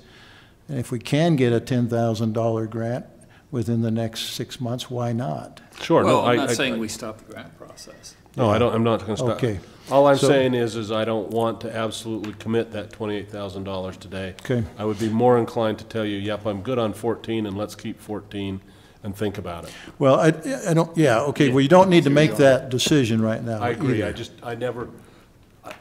You were talking about it, I noticed my note to Okay. object, and I hadn't objected. Okay, all right, duly noted, that that's not locked in yet. Sure. Correct. Okay. All right, well, thank you. You done, Marcus? Yeah. Thanks for all you did on that. Yeah. You report quarterly to us, if I remember right. Monthly. Monthly. Oh, you're going Yeah. monthly. Yep. I'll I come. thought when I sit in the audience one time that you're going quarterly, but monthly's great. Yeah, no, I mean, we've met at That's other what it work was. sessions. Yeah, you got a long report quarterly for Yeah, us. yeah, I mean, we have all the detail in that. I actually do the report the same every month because the department heads want to see it that way. And so I do the same report, but I think the idea was just to send the summary every month and then the detail quarterly, so the council didn't have to go through 100 pages every month. But yeah, we do the same report every month. So. Thank Steve, you. were you not going to do that other thing that we looked at the other day tonight? Yeah, that's in the RDA Oh, okay, work that's session. RDA, all right. Yeah. And Marcus is staying for that. Okay, so, city council, any further business from anyone? So we are adjourning to an RDA meeting. Yes. Stephanie's gonna say something for you. I'm going to move that we adjourn to an RDA meeting, that we are finished with our city council meeting, and we will now move to an RDA meeting. Do we need to And- come back to city council? No. No. And Okay. take a 5-minute break in between. Yes, a 5-minute break. Well, sounds let me suggest this, that you just roll right into your RDA, you approve as a board the appointments that were on that schedule, because the RDA board needs to approve the RDA appointments, and then take your break, and then we'll reconvene back there. How's that? Fair enough. Sure. Okay, that's Revised motion. as Steve requested. That's a friendly amendment. So, you, just, Do we have a second on that? Second. Okay, all in favor of adjourning to and how we beginning, described it and beginning Aye. your RDA. and beginning the RDA meeting? Aye? Aye. Aye. Opposed? Now your RDA. If you could do the first part of that here at the dais. Do I have to do this in a separate recording? It's an RDA, yeah, yes. Does, Right, but what's being proposed, so we have a work session and a business meeting. Do you want 2 sets of minutes, or do you want to just do a meeting? if you move down there, do you have to break it into 2? If I you, think I can just, if you continue it? I can continue it, but you'll just have to wait a second We'll for see. right now. We'll to see. start a new file. Oh, yeah, the RDA meeting's definitely a new meeting.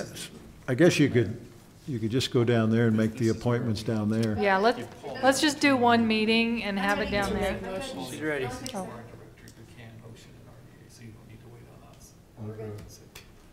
Obviously, just to give that one to Paul, So- hey, you're a director. So you're saying we can take those appointment actions and then move down there? Yeah. Okay. So the recommendations would be from that chart you looked at earlier where you have the appointment of the mayor as the chair of the RDA. You have the, I'm assuming, is it showing the vice mayor? Is it showing Stephanie as the? We have the chair, the mayor, the vice chair, Do you have that? Stephanie, and the representatives are, These are the RDA reps to the ACB, Administrative Control Board. It's the same names we've had, right? Yeah. So if you would just by motion, Second. okay, who's the chair and the vice chair? I'm the chair. I'm the vice chair. You're the vice chair, and the representatives are Bill and myself. Bill and yourself. Okay. So that's the motion. It's been seconded. All in favor? Aye. Aye. Any opposed? Okay. all right. Now we can take a break, then move down there. Okay. Yes. No.